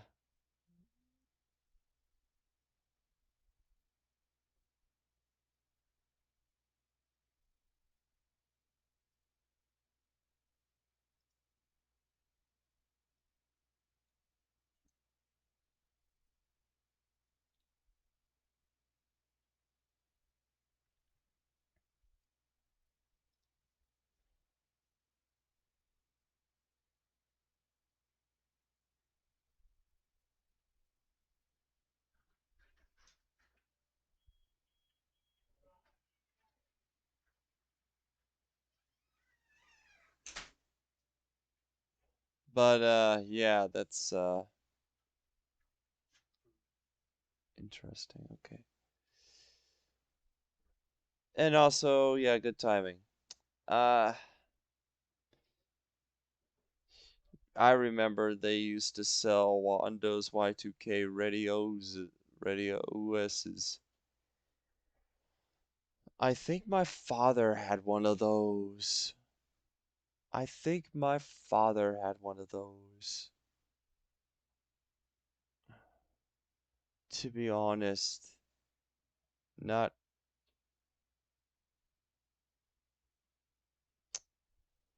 But yeah, anyway, yeah, that'll be it. For real, that will be it.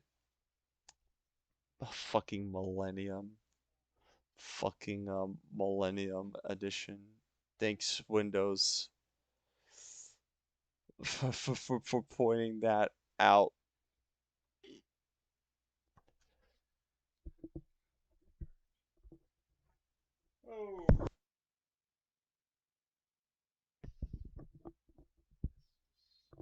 So, anyway,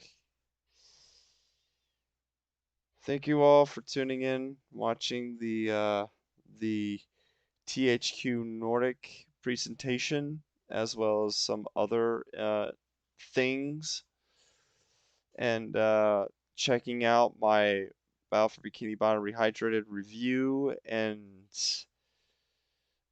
some YouTube videos. So yeah, that would be about it for me. And and a thing that I don't even know about. Thank you, Wolf, for pointing that out. I didn't even notice that um, factoid about Windows. But anyway, again, thank you all for tuning in, and I will see you all next time.